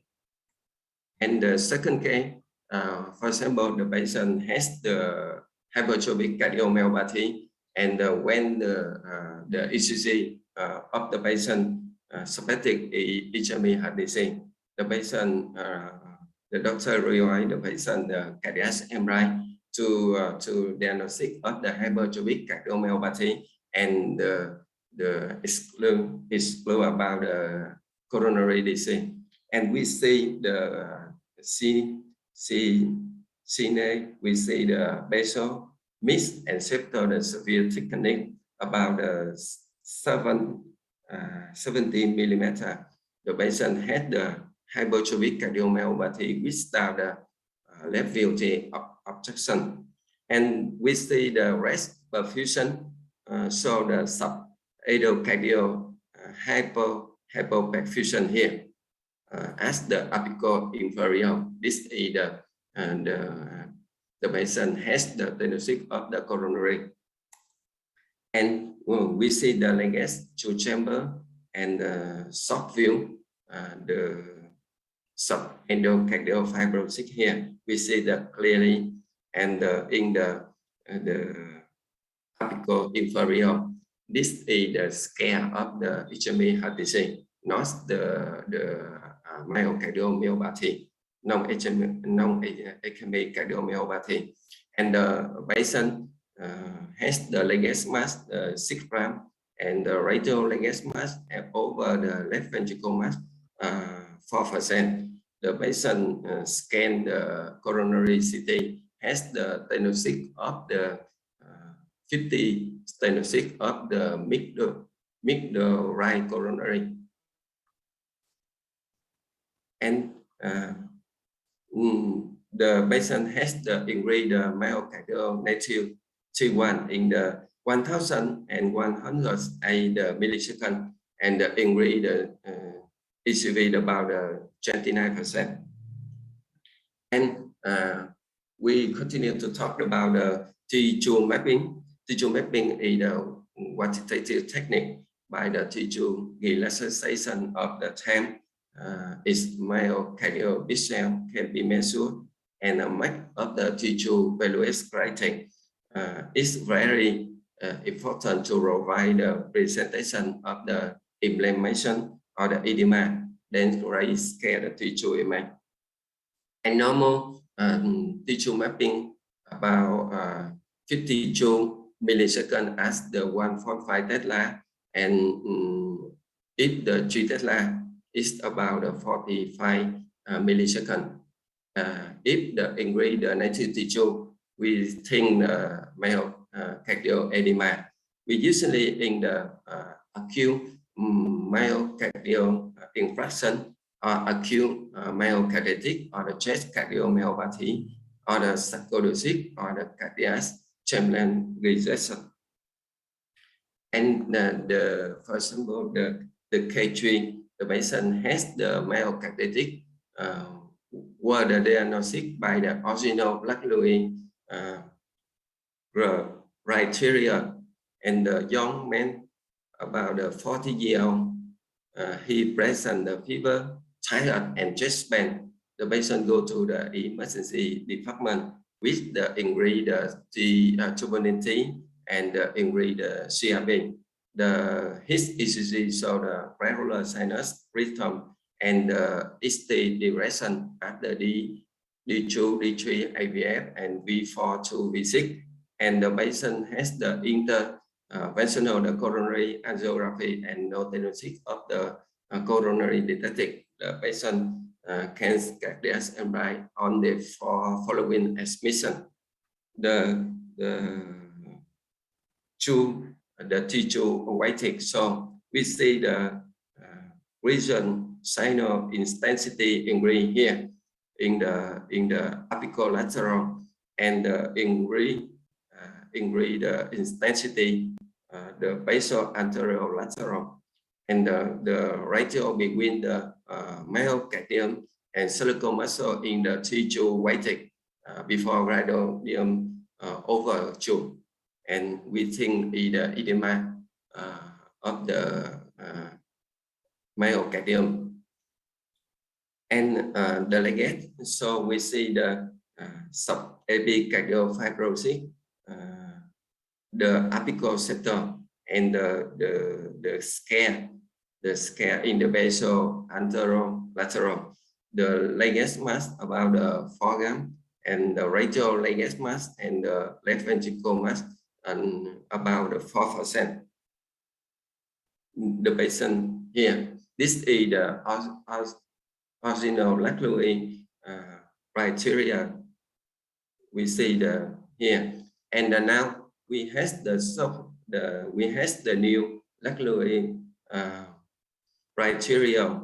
We use the T1 native or T1 mapping, ECV and the Langerhans, and combined with the ingredient T2 mapping and the region high in the ratio of the T2 weighted here. This is the new. And we have the young man about 19 years old who presented fever, tired, and chest pain of the left side. The patient go to the emergency and has the ingredient troponin T and the ingredient CRP. The ECG show the negative T way and ST direction V4 and V6. The patient in interventional coronary angiography to the no diagnosis of the coronary, and we see the cardiac MRI. So in the recent signal in intensity ingredient T2 weighted, and the ratio between the myocardium and the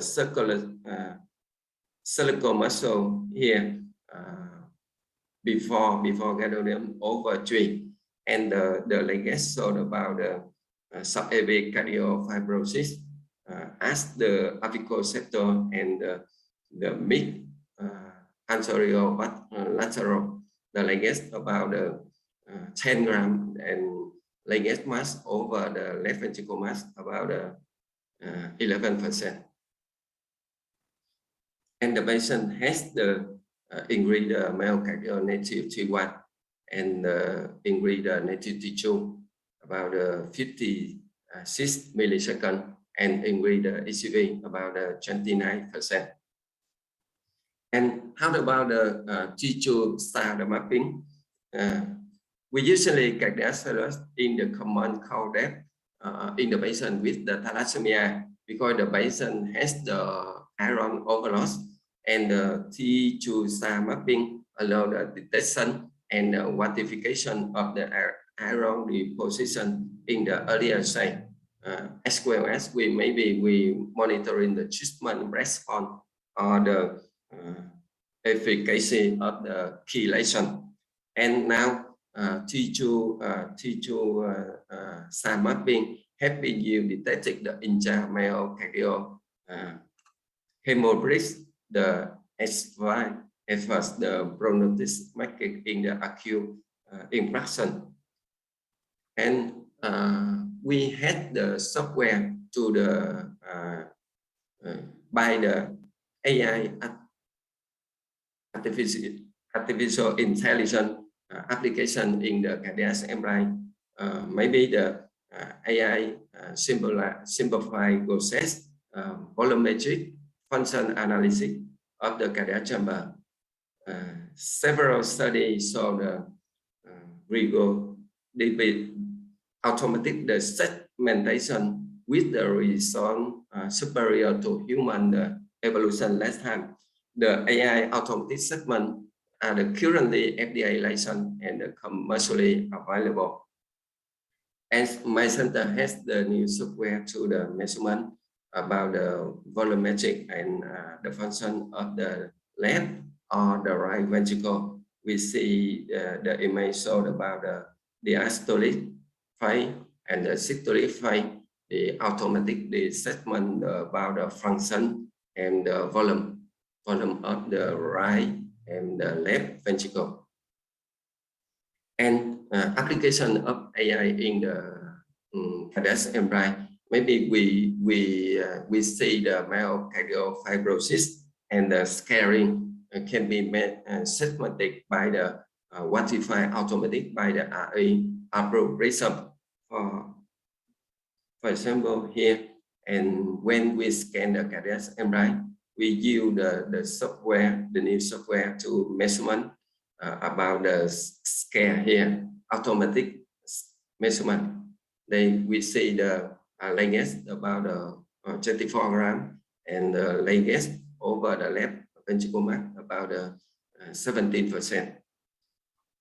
And now I see the automatic deep learning algorithm has shown the ability to detect the myocardial scale by non-contact enhancement with the cine imaging, and now is the reason.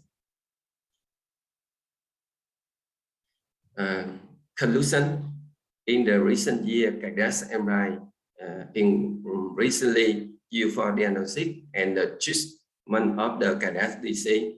I think cardiac MRI will be more effective diagnostic tool in the future. We have new techniques such as the T1 mapping, T2 mapping, T2 star mapping, or the ECV will be adopted widely in the routing cardiac MRI examination. AI algorithm will eliminate artifact and the shorten scan time and so improve image quality so much. Thank you for your attention. Yes, thank you. Thank you to Dr. Sung for your valuable clinical experience of emergence in techniques in cardiac MRI. And again, thank you to speaker for very good, very well presentation to us. And now we'll move to the Q&A session. Firstly, I would like to invite the panelists to discussion and match a question to speaker, please.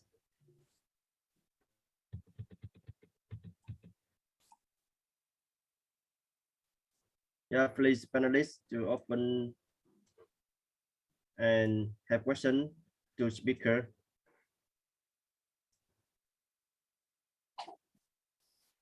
I have an idea.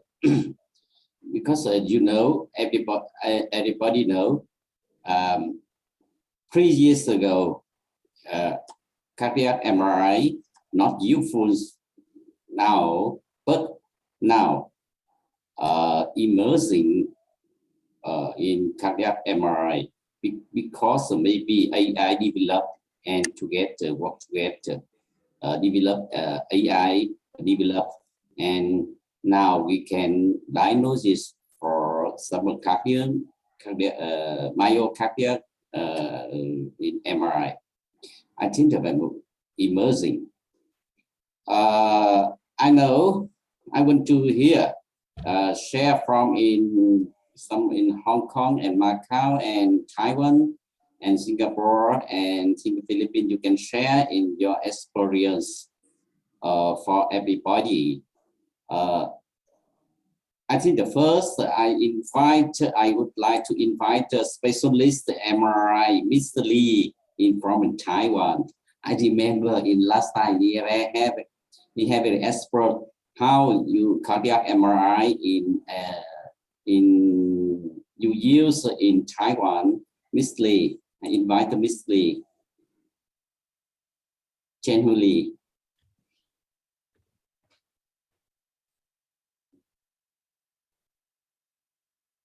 Lee, he very specialist MRI. How about cardiac MRI? Miss Lee.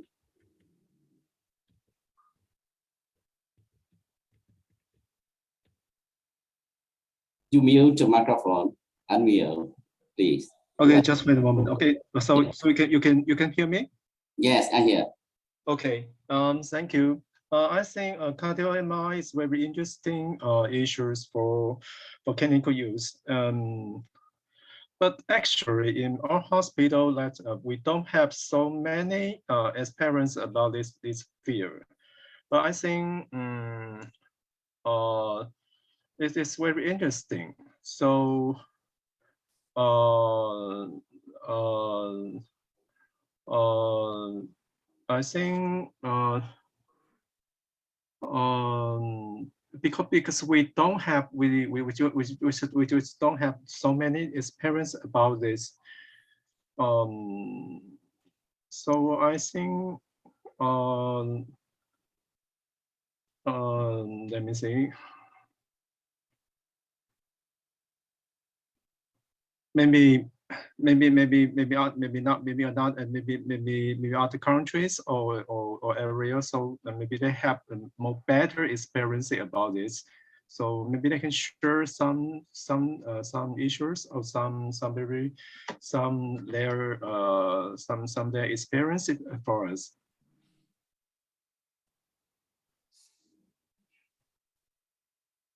Yeah, thank you.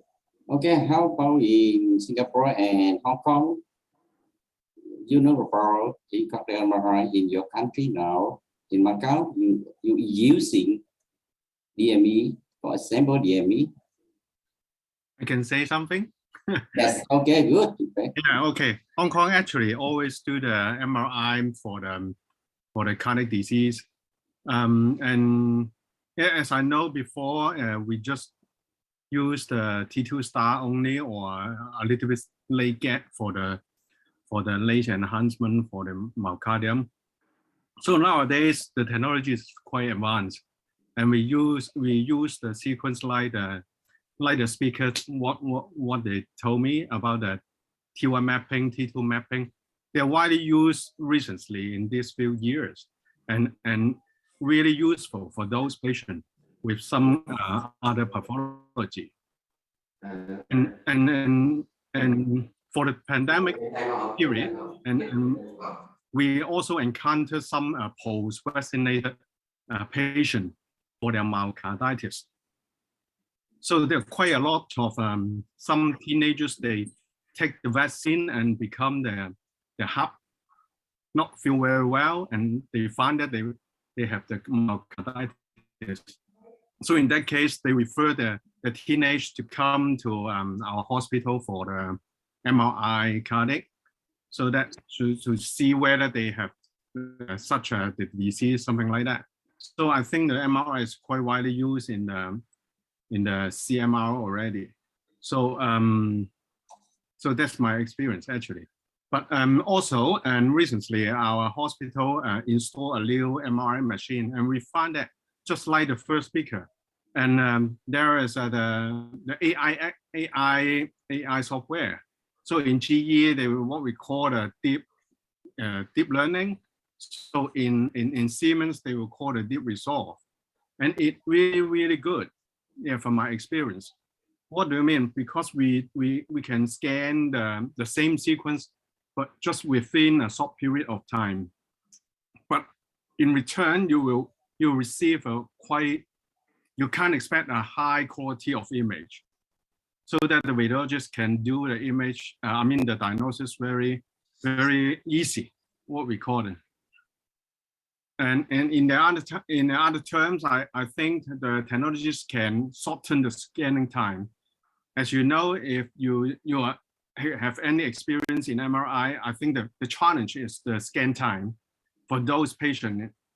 At least every sequence 4 minutes, 5 minutes, and as a whole at least 30 minutes or nearly 1 hour for the cardiac MR. So if all the technologists can help the whole exam can shorten the scan time, I think that will help the patients a lot. So that's my experience, and I think others can share also. Okay, before I ask Mr. Young and Mr. Young, I want to ask Singapore in how Dennis, you know, in about using cardiac MRI in Singapore now. Dennis, you know. Thank you, Mr. Lock. So we have cardiac MRI services at our hospital. But unfortunately, that's not really my area of expertise. So really, I was just very blown away by all the new developments in cardiac MRI. So I was really just learning for this. But I know it's a very specialized scan in my hospital. So like even I think like it's usually performed by the senior radiographers, the ones who have additional special training. Yeah. So like President Nelson also said, right? A lot of especially these complicated MRI scans require a lot of planning, especially if some of the patients require sedation as well. So it really takes like a good and well-working team to be able to optimize this and make it efficient so that it's comfortable for the patient as well. Yeah. So I'm sorry there wasn't very much that I can contribute on the technical side, but I appreciate that this is a very important and also a very technically challenging scan. So the advances that were shared by our first speaker, Mr. Nian-Chong, right? Yeah, I think will definitely help in terms of like the image quality and the comfort for the patient. Right. Thank you. Thank you, Dennis. Thank you, Dennis. Another panelist, do you have a question for the speaker? Yeah, may I have a question? Okay, I would like to ask a first question to first speaker. Could we use a single shot MDE is a delay or without contrast? Right? Delay sequence or without contrast sequence? Single shot MDE. Hi, thank you for your question. Yeah. So to answer your question, so I need to get back the purpose of the MDE sequences.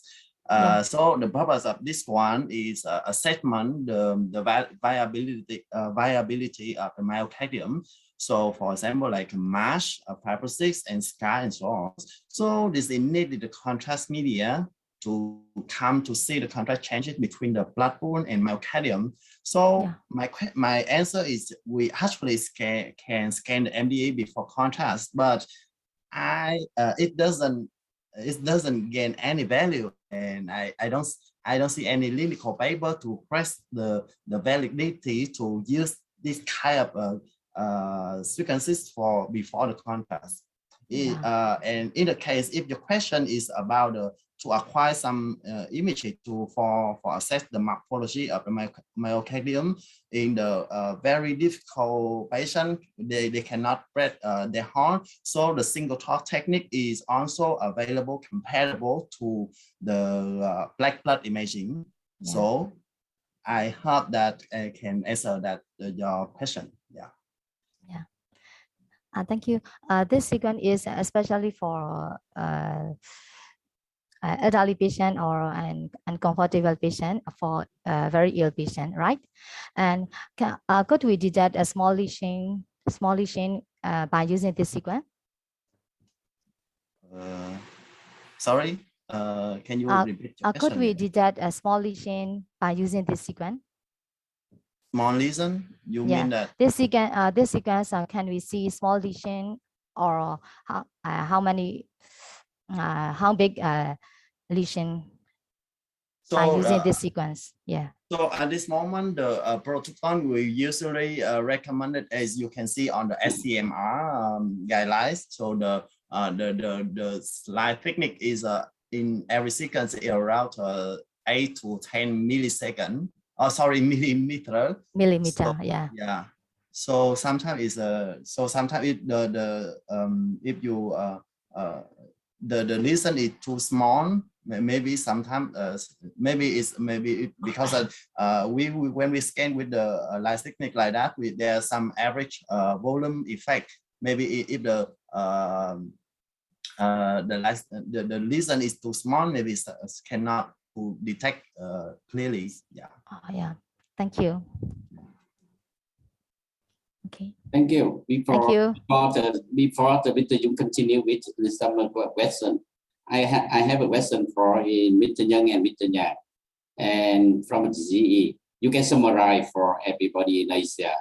How many countries how uses, for example, like DME technique, DME technique, for how many countries using for cardiac MRI?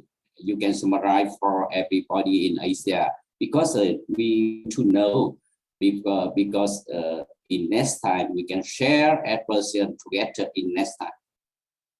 Mr. Young or Mr. Yan also, okay, you can summarize for Asia. How many countries use?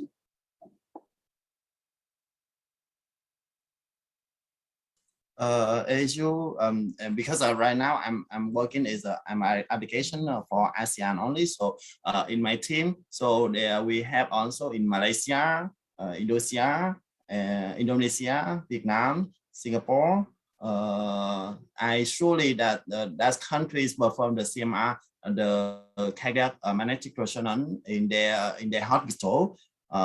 So but I'm not so sure about another country, because CMR is not popular much in those another country. Yeah, but for country like Vietnam, right now in Vietnam we perform quite a lot of the CMR. So that is when we using the CMR. When we do the CMR, the MD absolutely need to do. Yeah. So Anh Nhân, do you have any add-on information? You know that another country we also do the CMR. I think it's Cambodia we have. Yeah. Cambodia. Yeah. Yeah. Maybe Cambodia just in the installation, just install new installation. We have 2 sites in Cambodia. They start to do the CMR is a Charai Phnom Penh and Kantapofa Children's Hospital. Yeah. Maybe in Macau, not yet in Fernando. Sorry. Macau not yet, because depends on the cardiologist. Because in my hospital, the cardiologist not come under request cardiac MRI. I just do 1 or 2 patients per year, mostly to check the morphology of the cardiac. So nothing. My hospital do not have experience about the cardiac. Maybe you prepare to buy a new machine on that time, maybe they will start again. Because my MRI is very old, need to change another new. During the COVID-19, the project is delayed. I hope it will next year. They will be finished to install and can use. Thank you. Thank you. Yes. Yeah, Mr. Jung continue with in chat box in have some question. I see. Yeah, Mr. Jung continue, please. Thank you so much. Yes, thank you. Thank you for all the panelists to discussion with around the topics and with speaker. And I saw some question for your first speaker. The first question is question from Indonesia. How to choose the optimum TI for LGE based on kinds of contracts? May I just with you? Is there any case where AIR DL print make the image too smooth that makes light scale become a new identify? Because when the image too smooth, there will be less on details. Please, Mr. Yang, answer this question.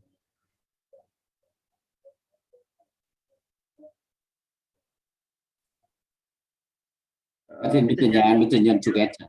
Yeah. Yes. Sorry. Yeah, I mute myself. So the question it have two parts. So the first part is how to choose the optimum TI for like cake based on the kinds of contrast media that we use. So for my experience, because I'm working mostly in Vietnam, so now most of the contrast media right now in Vietnam using the DOTARAM.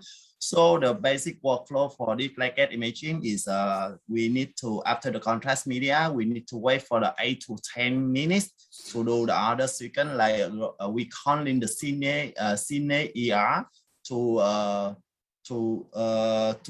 identify the correct TI inversion time, and then we use that inversion time to use for the MDE to maintain to ensure the legged imaging image quality.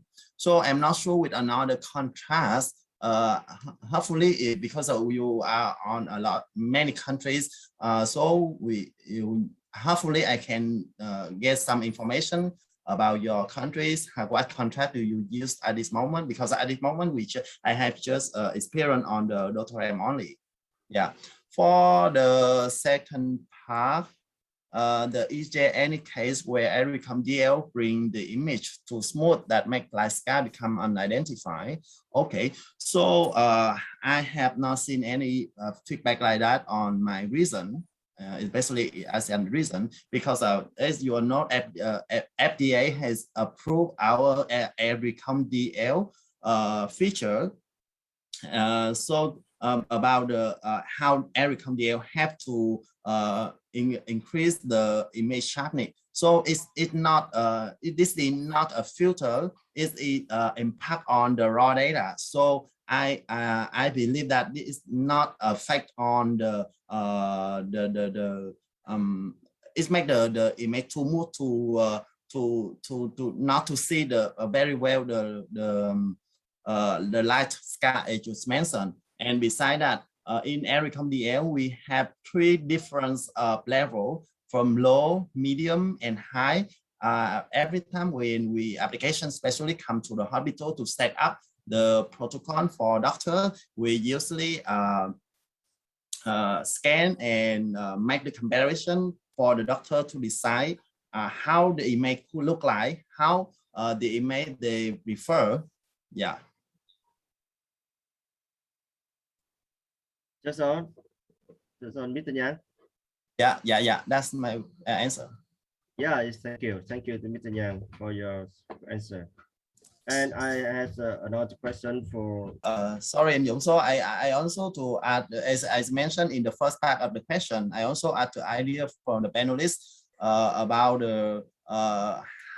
what kind of contract right now in their country they are used right now, and how the workflow for the legged imaging with you, because right now in Vietnam, I just only use DOTARAM, so I don't know how the other country, maybe they use a different contrast. Yeah. Yes, please, panelists, you can answer the speaker Yang asked about all the country can use another contrast, maybe it's a different name. Because just in Vietnam, just use DOTARAM or Technologists. So okay, who can answer to him? Please, panelists. All the country.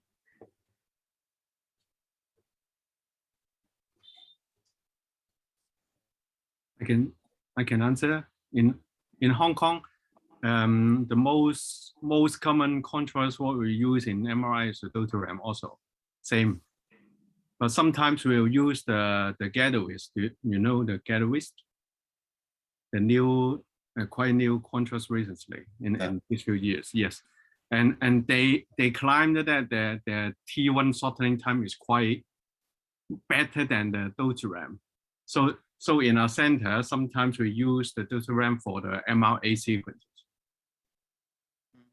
And yeah, and as you know that will use the Primovis also for the liver case. Yeah. So I think more than 90% the patient in Hong Kong is using the Dotaram.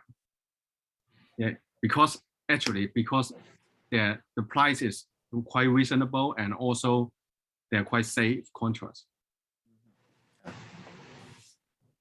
Thank you. Yeah.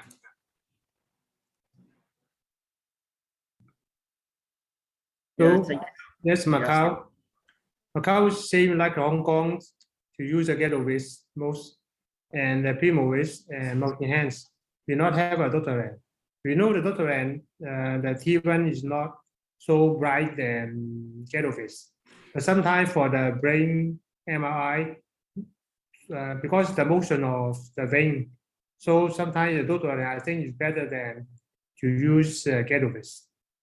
So depends, but the Ghettovis, the price is good. Maybe I don't know the price. The Dotaran is cheapest or not because we not have. Just that. Thank you.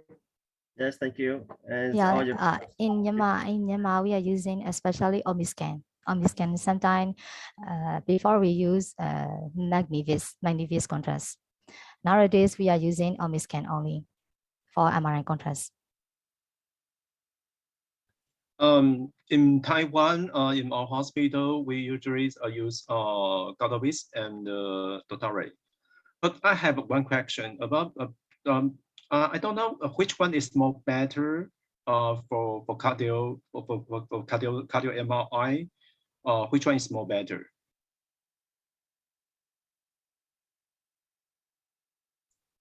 Mr. Yang can answer. Sorry, Nhu. I cannot hear the question. Yes, Okay. My question is, since for cardio MRIs, we have different contrast agent can use for cardio MRIs, since Gardovista or Dotare. So I just want, because we don't have too many experience about it, so I just want to know which one is more better for cardio MRI imaging. You mean about the legged imaging? Yeah. Yeah, actually, I have no experience with using another contrast for CMR, but a member of my team is she also an application specialist in Indonesia. She has a lot of experience with the CMR, so she used to recommend me. She used to say to me that for get a better contrast of the legged imaging, she refer to use the multi-hands compared to the Dotaram. Yeah.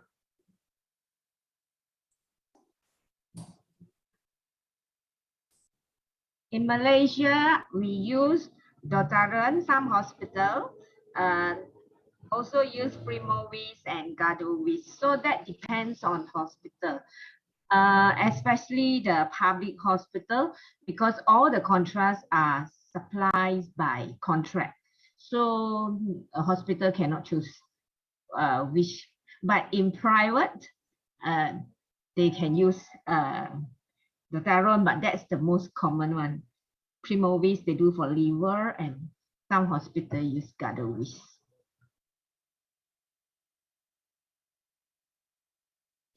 In Singapore, for cardiac MR, they like my institution uses Gadovis. Yeah, because I think the enhancement is a little bit brighter with Gadovis.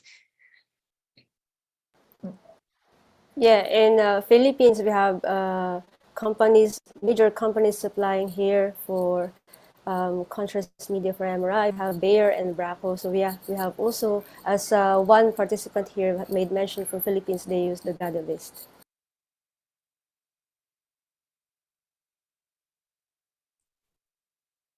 Yes, thank you for all panelists in all the countries for sharing very well about contrast in MRIs and medical ops, but usually still as Gadovis and Dotaram is the more of you.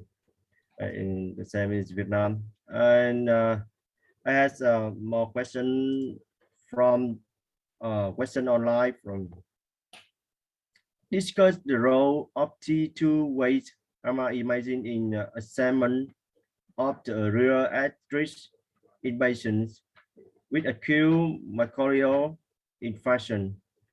Some investigators have raised doubt about the veracity and feasibility of using T2 weight image to measure the real actress. Yeah, the question. Dr. Sơn, maybe Dr. Sơn answer maybe a very good.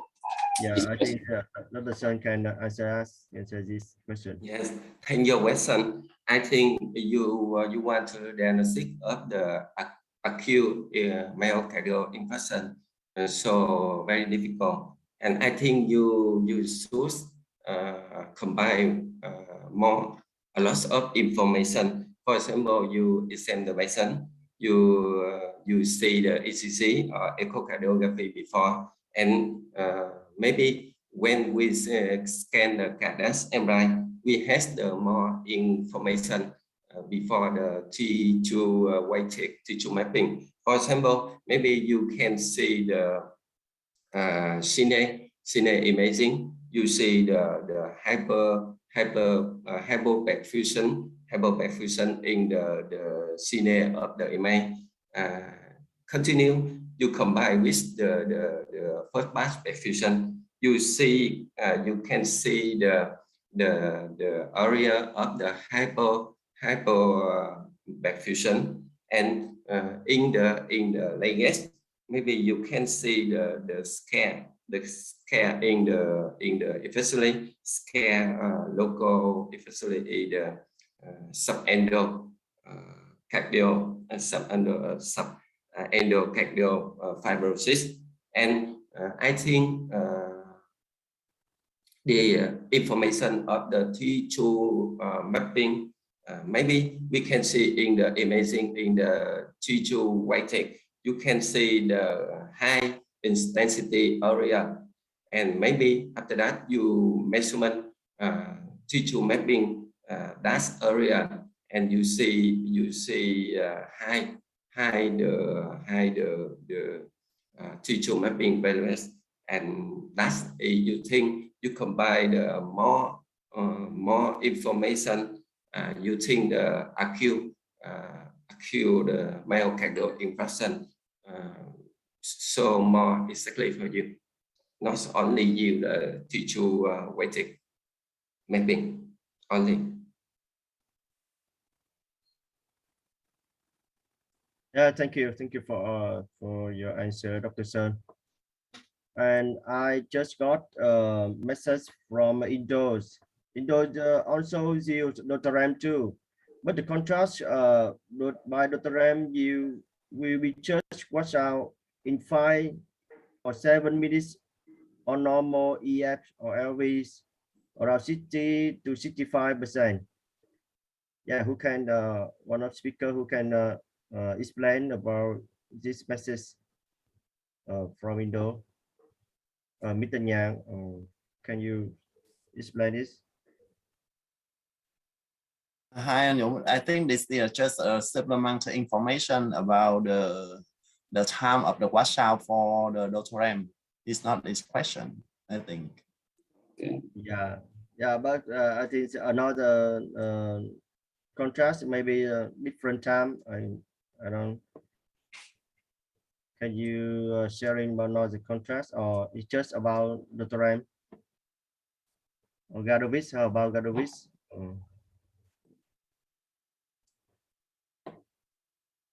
Get close. Yes. Yeah, it's okay. PG. So thank you very much, speaker, panelists, and all those participants has made the science part successfully. And now please back to BG Luna to handle the conference. Thank you. Yes, thank you very much, our program moderator, Mr. Liu Tri-do. Thank you very much, dear presidents and our panelists. The Vietnam Association of Radiological Technologists, VART, has provided us with two great speakers who have just shared to us very interesting discussions. In the interest of time, we have to cut from here to give way for the closing session. Again, thank you so much to our distinguished speakers. We have learned so much from your interesting and important presentations. Finally, we are all excited to know about the next exciting online CPD Asia schedule and to address an invitation to tell us more about its exciting event. Let us all welcome the representative from Indonesian Society of Radiographers, PARI, Sir Putu Adu Susanto. Can you please take the, yeah?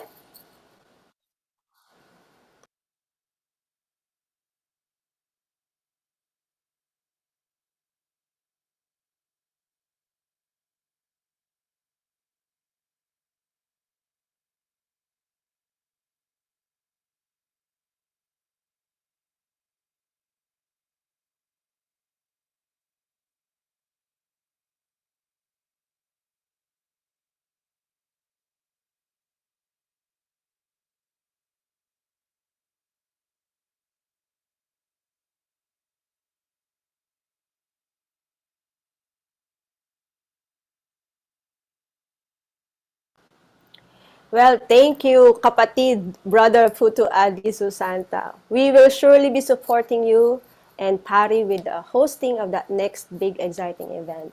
So everyone, please see updates and relative posts regarding the announcement of the 16th CPD Asia, which is going to be out soon. So please keep updated always. In closing, congratulations to Vietnam Association of Radiological Technologists, VART, its officers and the organizing committee of the 15th CPD Asia. We thank and support also our sponsor, VT Healthcare Vietnam. We also would like to thank our two great speakers, Dr. Son and Mr. Nan. And most of all, we are sincerely grateful to all the member societies, presidents, to also our very hardworking CPD Asia IT team, and to all registered participants who have made this online CPD Asia program a success. Again, we see you in the 16th online CPD Asia. Again, I am Pichi Luna and I say thank you everyone. Have a great weekend ahead. Okay. Goodbye, Macau. See you next time. Thank you, everyone. Thank you, everyone. Good night. Good night, everyone. Have a good day. Good night, everyone. Thank Good you. night, everyone. Good night, everyone. Good night. Thank you. Thank you, my sister. Good night, Thank you, the everyone. speaker. See you. Thank you. Thank you. Thank Thank you, everyone.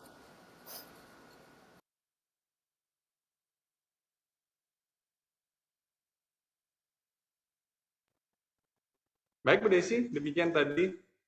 Baiklah, Bapak Ibu peserta, demikian acara relay CPD Asia dengan host Vietnam, VART.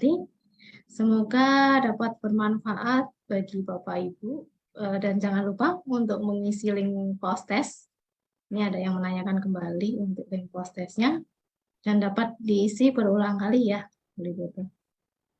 Betul sekali. Terima kasih banyak. Tadi juga dari 15 CPD Asia menanyakan bagaimana kesiapan Indonesia dan kita diminta untuk handover begitu dari 15 ke 16 dan atas arahan Bapak Sekum mungkin di akhir Juni, kemudian temanya adalah pediatric imaging begitu.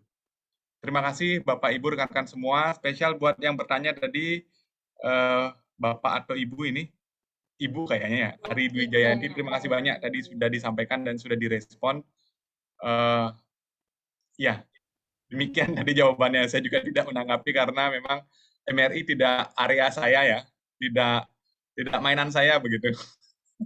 Ya, Mungkin karena MRI jantung ini sesuatu yang sangat ini ya, MRI jantung is challenge for Saya buka aja gininya, saya buka aja speakernya, mungkin kita bisa berdiskusi sebentar. Saya buka speakernya. Oke, teman-teman semua bisa buka speaker dan mohon tanggapan juga dari Bu Ari Dwi Jayanti, bagaimana jawaban yang diberikan oleh para speaker ataupun panelis. Kira-kira memuaskan tidak? Silakan Bu Ari.